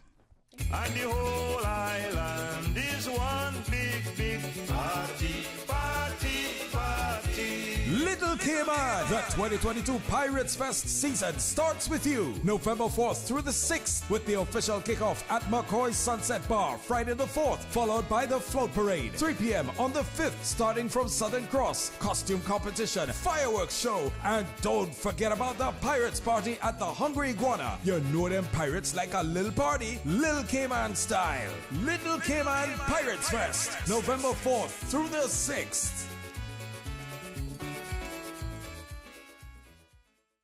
When you're craving something big, something tasty that gives you that lip-smacking satisfaction, something that hits the spot, there is nothing better than a footlong from Subway. It's pretty tasty. Filling and full of flavor. Try our new sweet onion steak teriyaki with a twist. Or the classic chicken teriyaki. Top it with green pepper, onions, cheese, and that sweet onion teriyaki sauce, all piled on your favorite artisanal bread. Satisfy that craving with a footlong from Subway.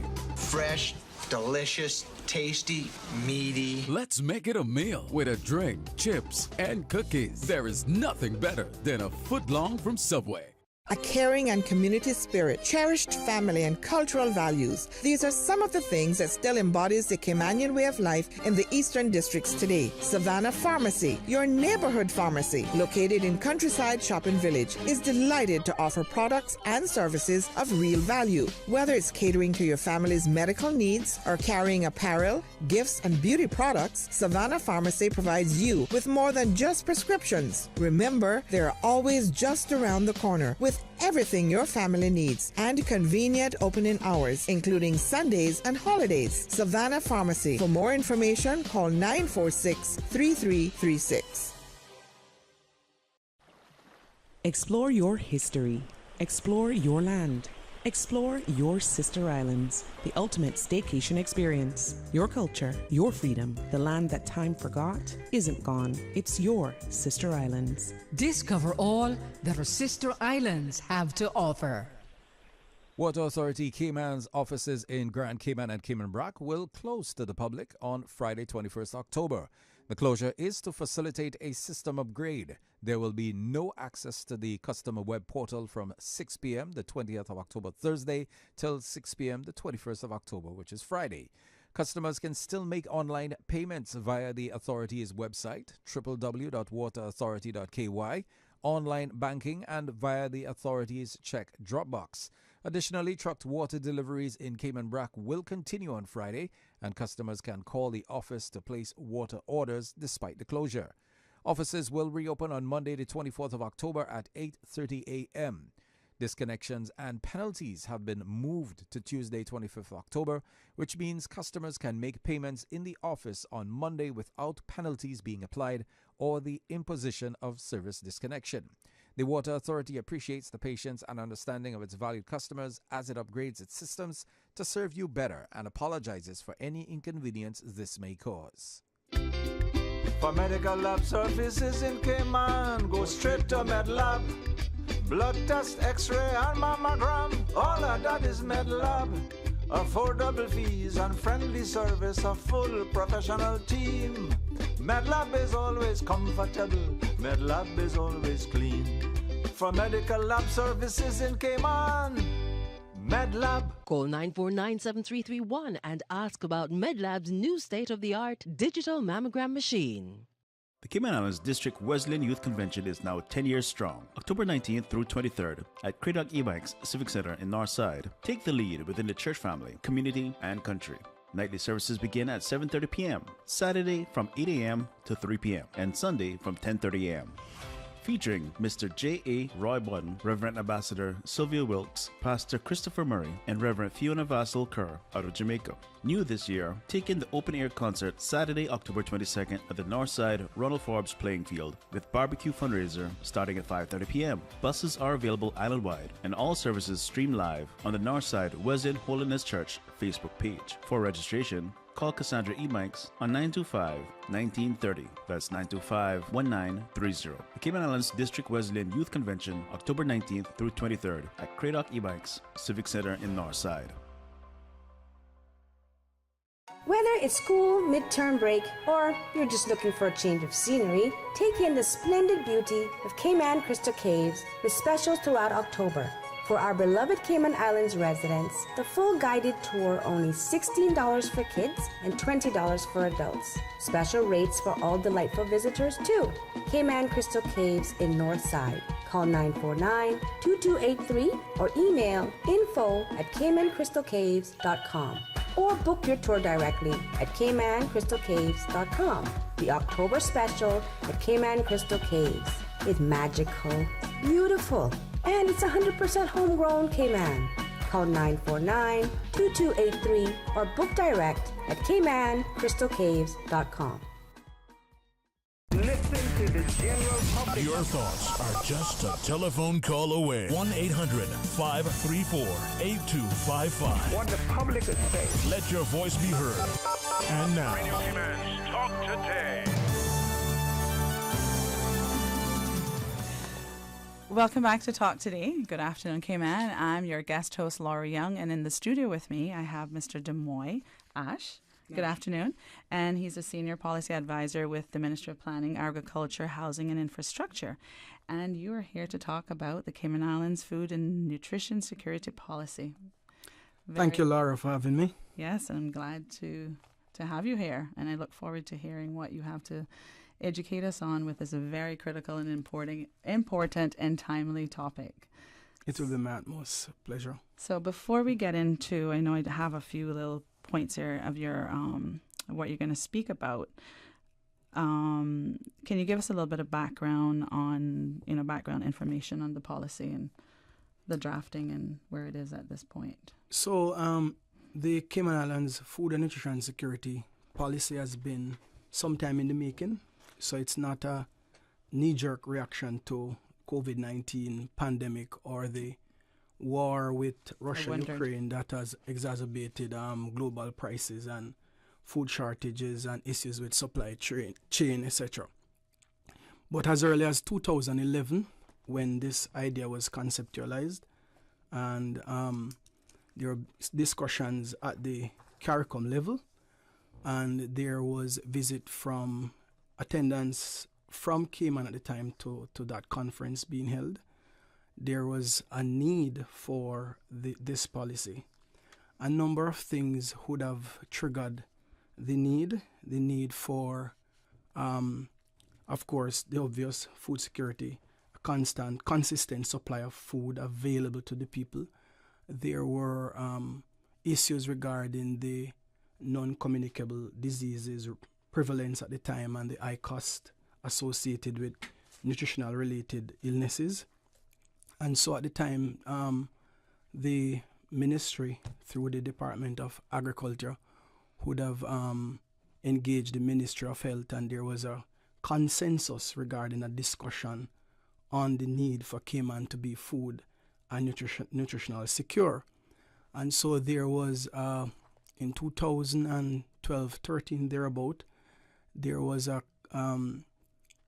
contracted consultant through the Caribbean Agricultural Research Development Institute, a very experienced consultant, Winston Rudder, who had worked for a considerable time with the Food and Agricultural Organization, FAO, and bringing that experience of doing similar work in other jurisdictions globally, did a very heavy technical document, which was tabled in 2015 as the first draft food and nutrition security policy.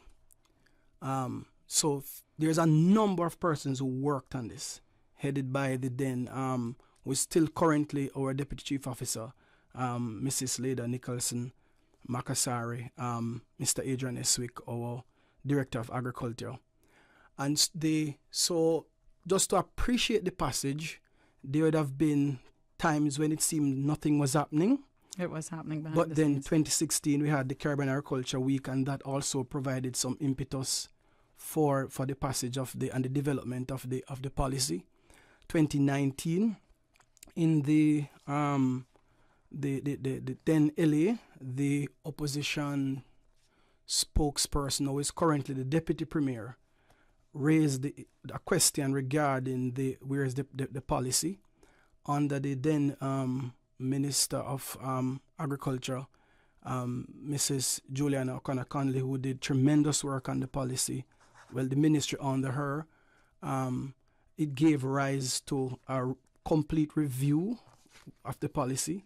Here we are now, 2022, with a draft policy that's a product of a multi-agency steering committee, which comprise of not only government but private, also the religious group within the community. So it's a very diverse group because we are saying food security is everybody business. That's right. And the issue of food and the safety and the quality of it and the availability and access to the people in a stable manner is not a joke business. It isn't. So here we are now, we are going to public consultation.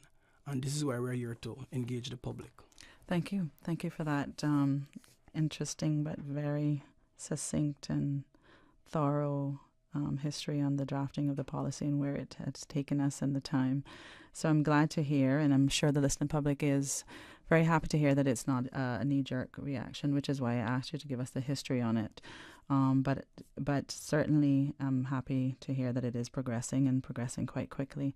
So for the purposes of educating us, what is really food security or a lack of food security? So of non-food security, I think that's the right term. So a lot of people, there are global misconceptions about food security. Once someone hear the word food security, there is the idea that you have to provide everything that you eat. And there is no country in this global space that really provide all of what they eat. Just to give you an idea of what happens within the Caribbean, there are only 4 countries in the Caribbean region, the Caribbean basin, CARICOM, that produces over 50% of the food they consume. And that would be, it would surprise you, Haiti being one of them, Belize, Suriname, Guyana. All other countries are considered net import countries. So food security is basically a state when all the people have access at all times to safe food, and it utilized in such a manner that the food is always available. So it's a condition when this happens. So to say a country is food insecure, the question have to be asked, do you have food when you want it, how you want it, in the form you want it? Is it safe? It is available? It is nutritious? Is it of high quality? And then we can say whether or not Cayman is food secure or food insecure. So it's not that you have to plant everything. Okay. Yeah, that's probably a misconception as well. So I'm glad that we've clarified that. So can you tell us a little bit about what is the 4 pillars of food security? I think you've kind of already touched on them, but I want people to understand, to have a clear understanding of what food security is and how it affects, and what are the 4 main areas that it affects. So the 4 pillars would be that you need to have access to food. Right. Food must be available. I know you utilize the food, and this is underpinned in a stable manner, which is stability. So if you have access, if you have availability, utilization, and it's still not in a stable, sustained manner, then you are still considered food insecure. You have the 4 pillars must be operating and working all in tandem consistently at the same time. And that is what the ministry, being led by Honorable Minister Joanne Banks, have charged us with to on the spot to ensure that Cayman Islands is food and nutrition secure. And this is a part of also the government of the day broad outcome, which is to bolster the food security efforts of the Cayman Islands. And how does the climate change and global warming affect the ability to have that security, especially for us, which 90%, 90% of everything is imported.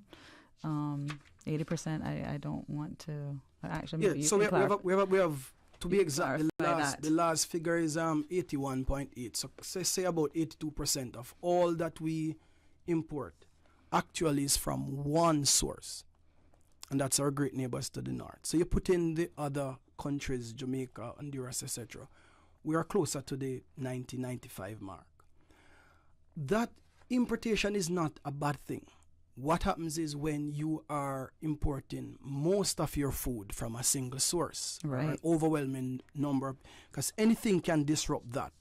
For example, COVID-19. If you have that country you're importing on that is prioritizing on their domestic supply, then all you're getting is what left.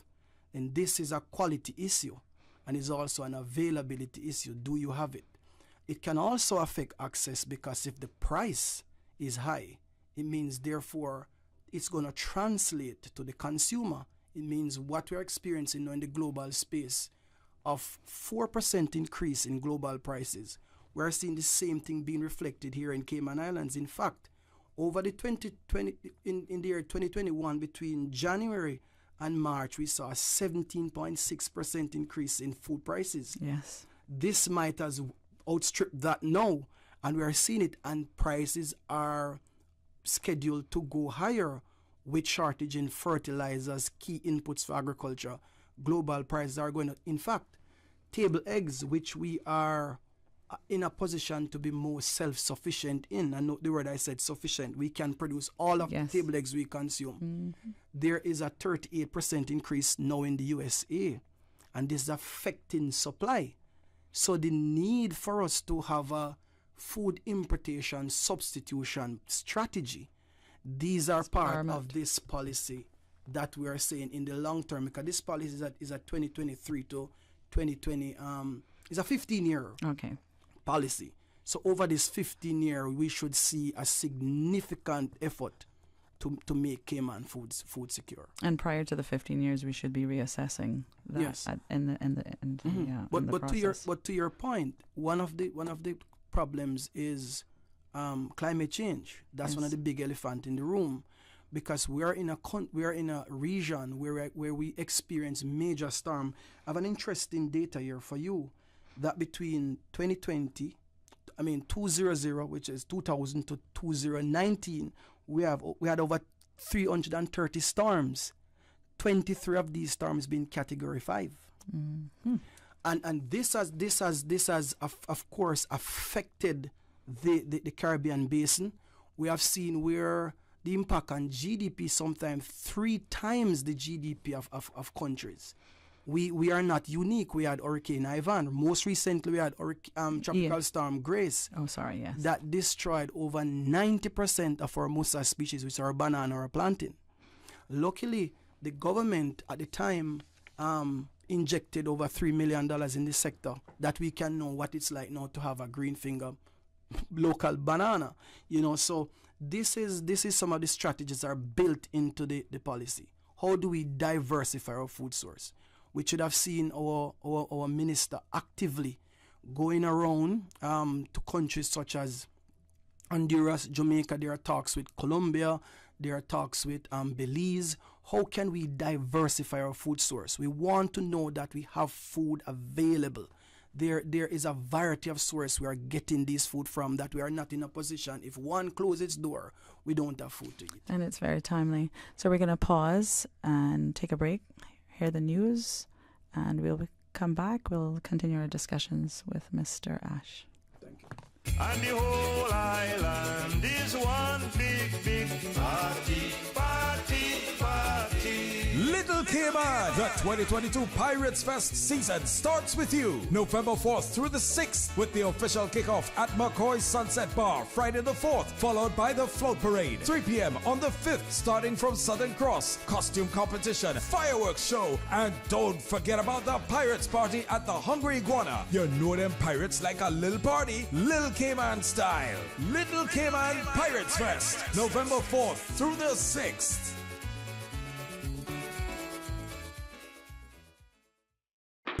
Busy. Feel like there's not just enough hours in the day. Savannah Pharmacy, service to make your life easier. Now you can WhatsApp your prescription order to 929-5045. And pickup is just around the corner with everything your family needs and convenient opening hours including Sundays and holidays. WhatsApp your prescription order to 929-5045. Savannah Pharmacy, wholesome values with modern conveniences. For the record. For information that matters to you, the people. Hear from the government, the opposition, independents, and other experts on issues and solutions that affect you. For the record. Every Monday, Wednesday, and Friday, tune into 89.9 and 93.9 FM for Cayman's Straight Talk Morning Show. For the record. I invite you to join me for the record. You are invited to be a part of this interesting and informative show. Embrace the opportunity to dialogue with your legislators, policymakers, and those charged with policy implementation. For the record. Brought to you by Coca-Cola. Available across the Cayman Islands from Tortuga Distributors. Accept no substitutes. Taste the feeling with Coca-Cola. For medical lab services in Cayman, go straight to MedLab. For a full range of medical services, pleasant, clean and comfortable environment, no long lines and affordable fees, visit MedLab at the Smith Road Plaza. Open Monday to Friday, 8:30 a.m. to 5 p.m. and half day on Saturdays. Call 949-7331 to make your appointment. For medical lab services in Cayman, MedLab. Ask our professional team about the benefits of cutting-edge technology with MedLab's new state-of-the-art digital mammogram machine.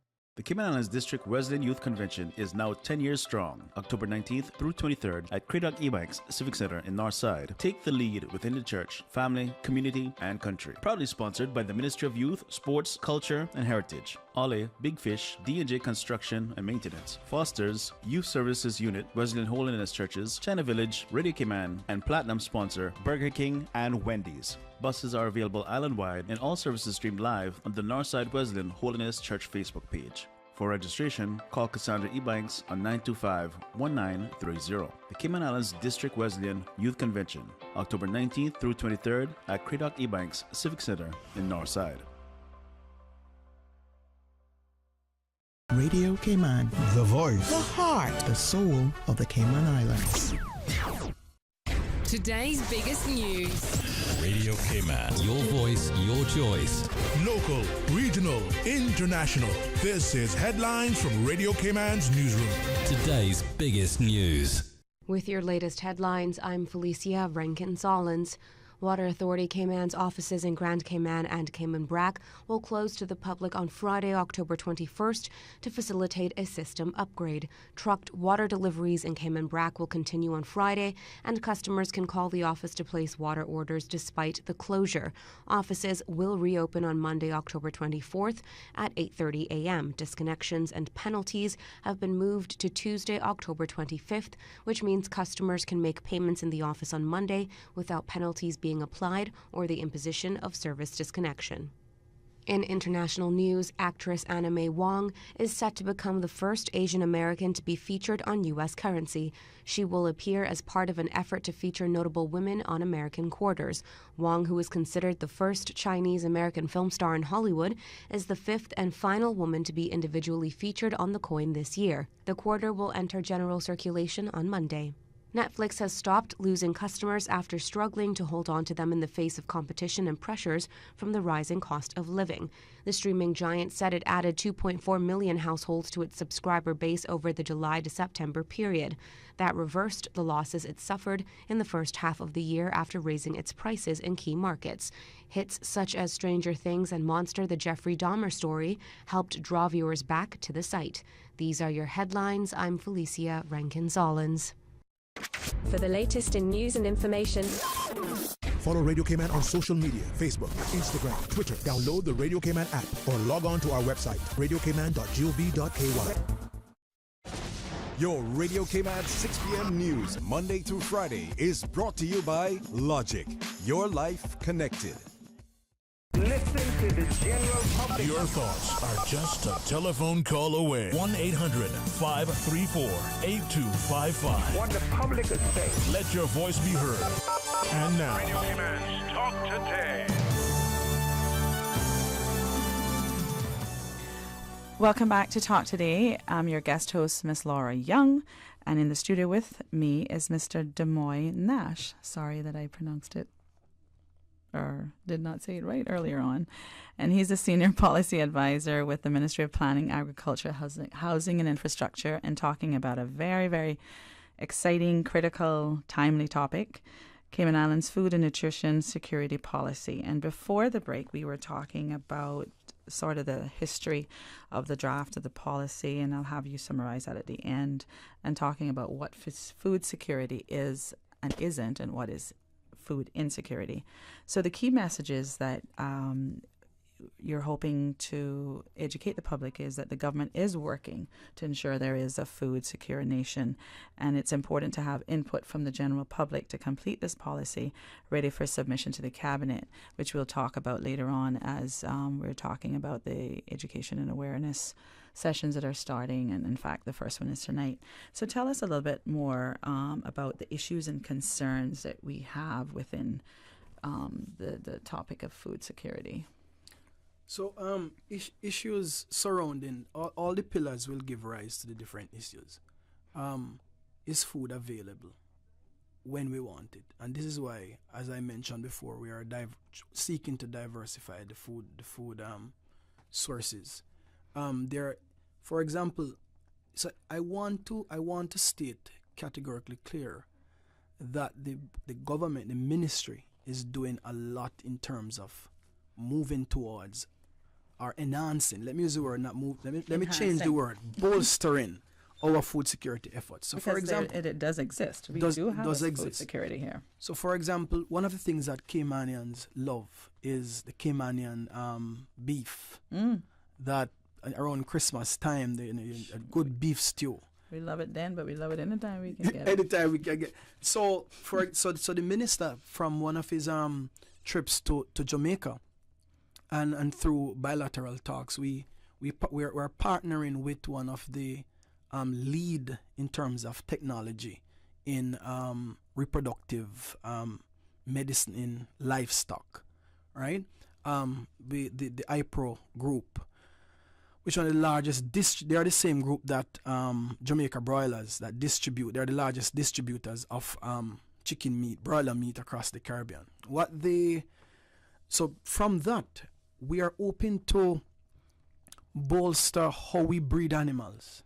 So we realize that there are some limitations in terms of our efficacy in artificial insemination, and with that, realizing that gap, we have now brought on board a specialist. Came in, they did an assessment where we are, etc., and we have 7 of our veterinary staff going to Jamaica, being exposed to the technology there. In fact, the estimated number of livestock, particular cattle in Cayman Islands, is just up over 1,200. In one of the farms that they'll be exposed to, there's over 5,000 animals alone on one farm.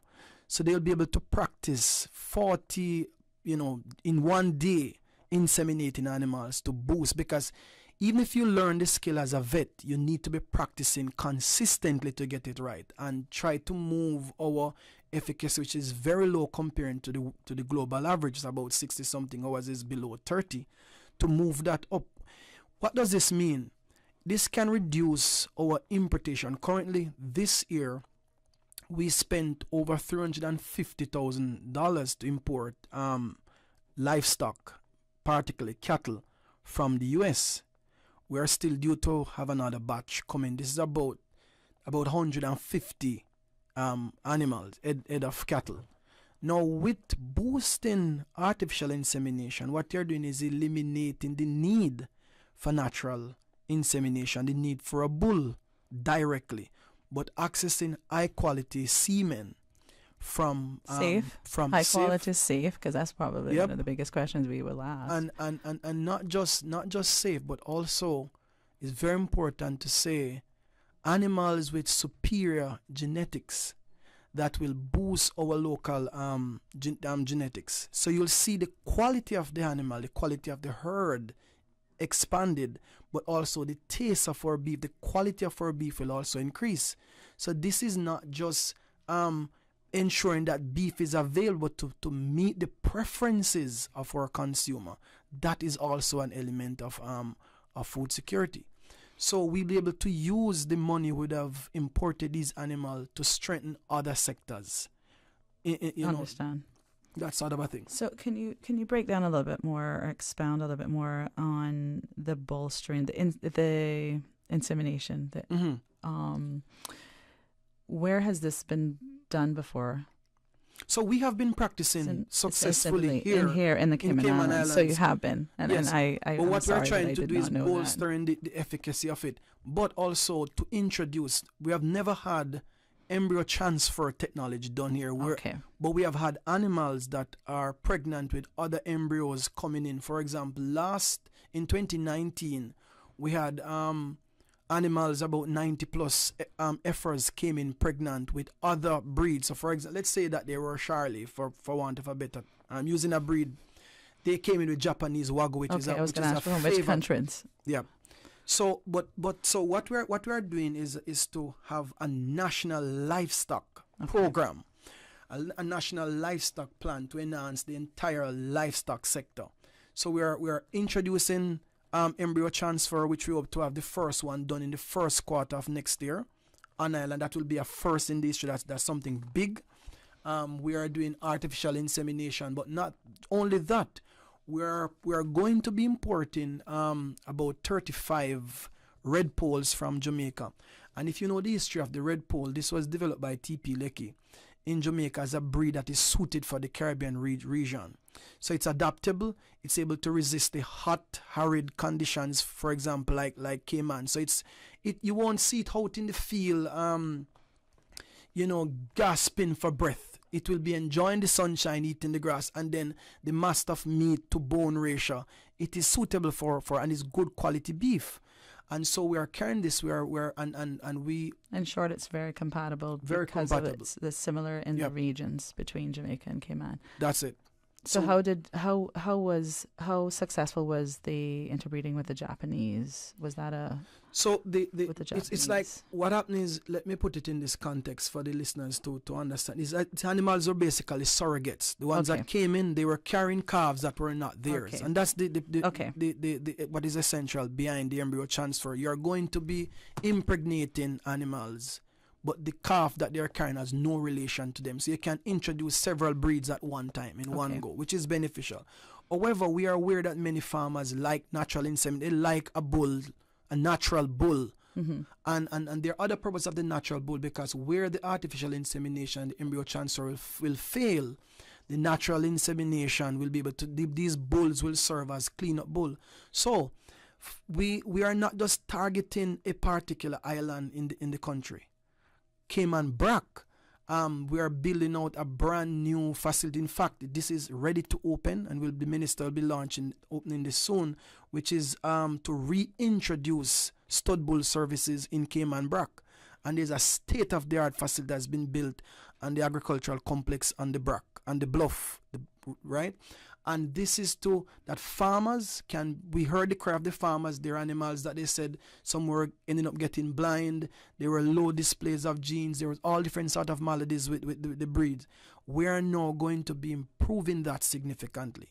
Where we have seen decline in the herd population to below 200, we will now, having 2 bulls on site in this facility, farmers can take their bulls. This is a part of food security. So it's not just having food in a supermarket, is putting all the strategies in place that you'll have food, safe and nutritious food on a sustained basis. And healthy. So improving the health and well-being of people as well. So the roadmap, we've talked about a little bit of this, about the steering committee.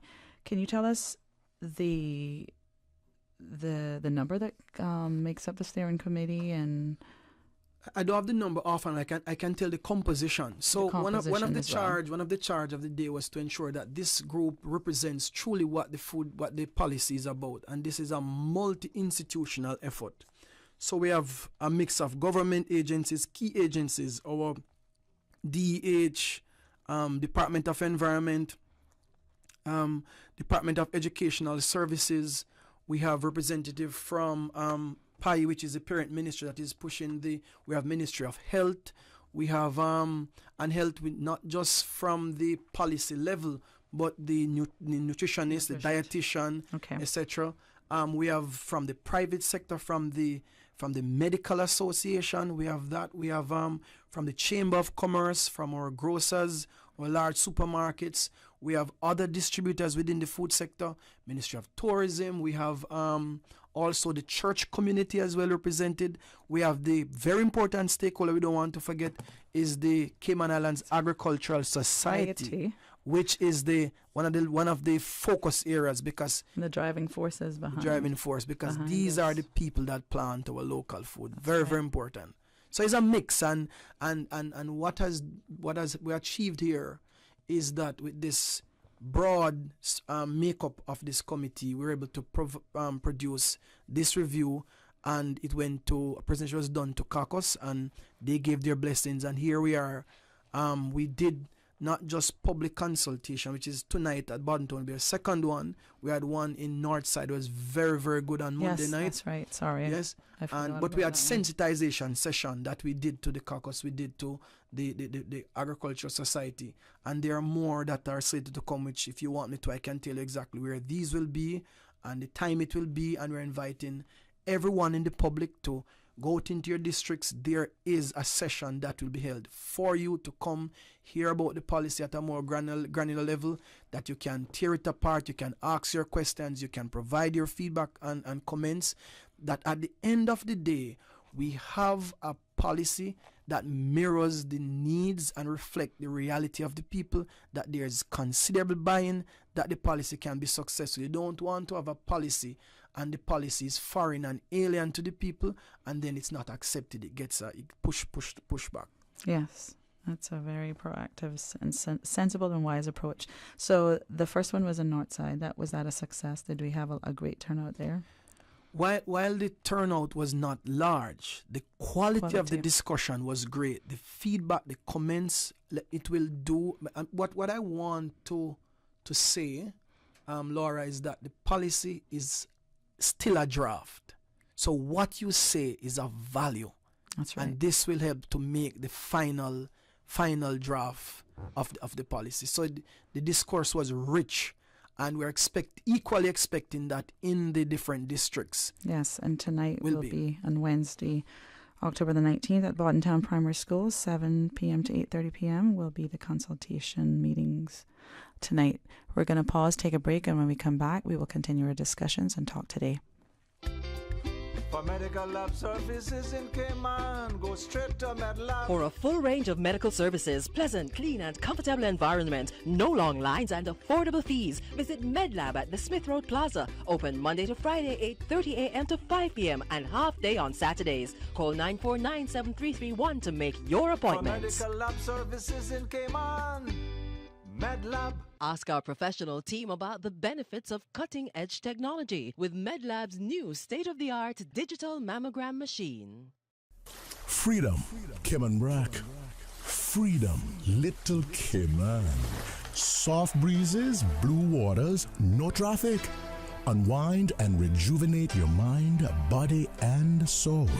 Sister Island Staycations, a taste of freedom. Discover all that our sister islands have to offer.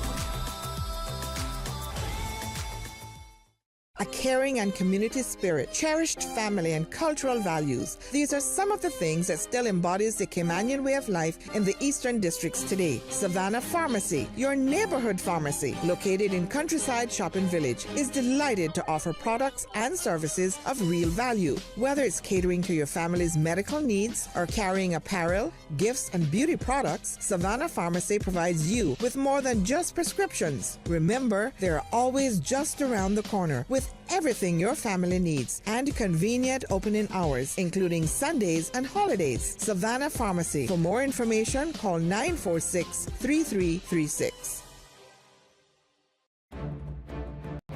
Ahoy, ye mateys! You gonna get hooked. Get the event's treasure schedule at piratesfestcayman.com.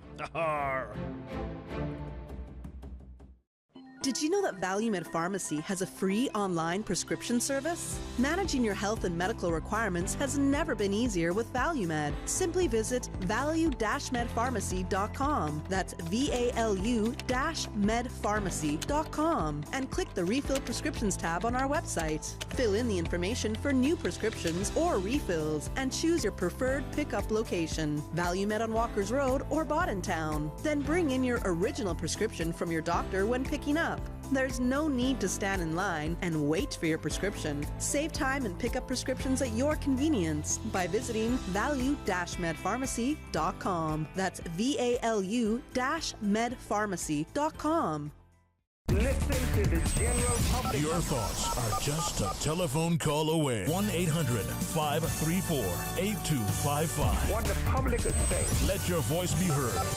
And now, Radio Cayman's Talk Today. Welcome back to Talk Today. I'm your guest host, Laura Young, and in the studio with me is Mr. Demoy Nash, the Senior Policy Advisor in the Ministry of Planning, Agriculture, Housing and Infrastructure.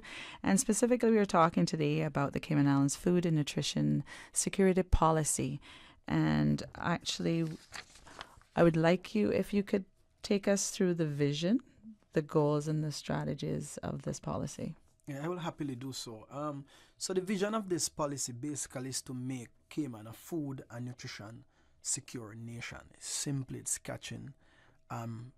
Everyone can buy into it to have a food and nutrition secure nation. And broadly, it's to ensure the availability and accessibility of adequate, affordable, safe, nutritious food for all people at all times in the Cayman Islands, especially the vulnerable, to meet their dietary and food preferences for an active and healthy life. And the purpose is basically to improve the diet, the nutrition and health of Cayman Islands residents and visitors by promoting healthy and adequate eating habits, food and nutrition surveillance, and the prevention and comprehensive care of disease related to food and nutrition. Just by hearing the vision and the purpose, it tells you this is not an agricultural policy. This is a whole of country, a whole of government, a multi-institutional policy. Yes. Every hands on deck. This is everybody's business. And of course, we have 4 overarching goals of the policy and 3 enabling strategies, 3 supporting strategies. And I just want to quickly just go through the goals. Goal 1 is basically to increase adequate supplies of affordable, safe, nutritious food items and to ensure their availability to meet the national requirement at all times. And this we hope to have through the increased domestic production, minimal food wastage lost, and sustainable levels of imports, acknowledging the significance of imports in the domestic food supply.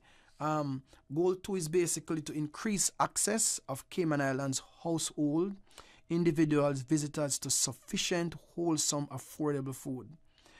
Speaking to the need to increase job and income creation and strengthen national safety net to better target the vulnerable and different-abled and the indigent, the children, female-headed household. Because one of the things very interesting goal number 2 is very because this calls for inclusion. Nobody is excluded. Yes. Goal 3, we are protecting the public by providing quality and safety assurance for all food supplies. So it's not just having the food. That's right. But is the consumer confident that you're getting quality, safe, nutritious food?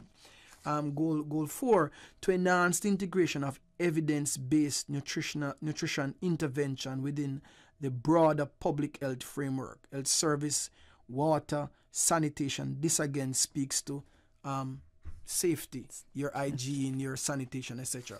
And enabling such strategies, which I will not necessarily read. You can go and see the... I was going to say, where can we find the document? So you can go to gov.ky. Let me just give you the correct... so you go to gov.ky /PI /national-food-policy. So once you go there, Can you read that again just a little slower? Okay. For the purposes of people who are listening and might be wanting to record this. Sure. Thank you. So gov.ky /PAHI, which is PAHI, /national-food-policy. If you have comments, you can send these comments via email to cifnsp@gov.ky. That is cifnsp@gov.ky. You can call 949-7900 or 244-2375. When you call the main number of GAB, who do we ask for there? Or they will put you through to the minister? Yes, you can ask for myself, the DCO. We stand ready to answer your questions, any query. We especially invite you to give your comments to the policy. Feel free to send an email. We appreciate every comment. This is everybody's business. What is the actual timeline? I know we're having the consultation processes in the districts, and you did say before the break that you were going to talk about some more other avenues of education and awareness or consultation process other than the ones in the district. Can you tell us about them? So, but before you start there, I'm actually sorry. I'm going to open up the lines if anyone wants to call and join the conversation. I have a question or a comment. The number is 1-800-534-8255 or 94 for Flow 949-8037, and WhatsApp messages only, please, no calls, 925-3261. So the WhatsApp number is 925-3261 or 1-800-534-8255 or 949-8037. Mr. Nash. Yes, so let me just provide the locations for the public consultation meetings, and I'll just finish with giving you a roadmap for the policy. So if you go to the website I provided earlier, you will see a list, a schedule of meetings. We're at meeting number 2, which is October 19th at Bodentown Primary School, which is tonight, 7 to 8:30 p.m. We'll be at John A. Comber Primary School in West Bay. This will be on October 26th, Wednesday. On Thursday, the 27th, we'll be at the Seafarers Meeting Hall in Prospect, and this will be from 6 to 7:30 p.m. And then we'll go off to the sister islands. We'll be in Little Cayman, 3 p.m. to 4:30 p.m. on November 3rd. That's Thursday, November 3rd. And we'll be at the Ashton Rotty Civic Center on the Cayman Brack, Friday, November 4th, 7 to 8:30 p.m. And then we'll finish in the Eastern End District at the Eastern End Civic Center, and this will be Tuesday, November 15th. We invite you all to come out.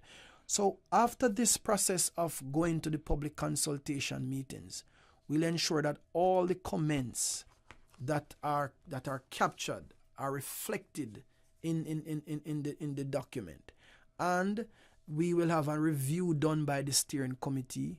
Then we will have a final document, and then we will go to cabinet based on what cabinet will decide with their instructions to amend or to add or whatever is it, will act on the instruction. And hopefully we have a final draft that will be tabled in the parliament, and then we move to have the policy implemented. This we hope to achieve by the first quarter of 2023. Yes, I suspected so, based on the timeline of your public consultation and then having to go back and have further discussions. Final comments that you'd like to highlight on the whole objective of this process for food security in the Cayman Islands?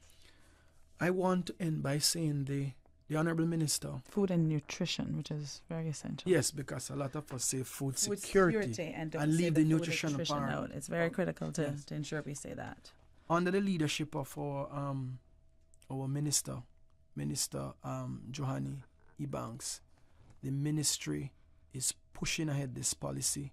We believe it is very critical to the island. We have never had a policy of this nature, and we believe it's going to achieve one of the government's broad outcome, which is to bolster the food security effort of this island. We're inviting everybody to be a part of it. Food security is everybody's business. And I say, if we plant more, we will reduce import. And if we reduce import, it means that we are getting fresher, greener, healthier, and all the ERs added. I love right? that. So yes. That's where we are. We are coming to meet you, and we want to meet. This is about you. This policy is for all of us. So let's begin the discourse. Let's continue the discourse, and to ensure that at the end of the first quarter of next year, we will have a policy ready. Thank you so much. Yes. And we would like to thank Mr. Demoy Nash, the Senior Policy Advisor, and then the Ministry and the Minister, Mr. Ebanks, for pushing, and the government at large, and all the MPs pushing this forward, all the successive governments and oppositions who have actually contributed, and every other persons that have contributed to this. This is a very important and critical policy, and I can never stress enough, very timely for many reasons. And I look forward to seeing the implementation in early quarter of 2023. We all look forward to it, and certainly hopefully we'll have a great turnout tonight at Bodden Town for the consultation there between 7 and 8:30. That concludes Talk Today. I'm your guest host, Laura Young.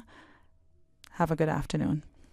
Talk Today is brought to you by Subway, open 24 hours in Countryside, Anderson Square in Georgetown, and Centennial Towers in West Bay. And by the Ministry of District Administration, Tourism and Transport. Explore your history, explore your land, explore your sister islands. MedLab in Smith Road Plaza, your complete medical laboratory solution. Call 949-7331. Talk Today is proudly brought to you by Pirates Fest 2022. Stay in the know. Get the full event lineup at piratesfestcayman.com. And Savannah Pharmacy in Countryside Shopping Village. Convenient opening hours, including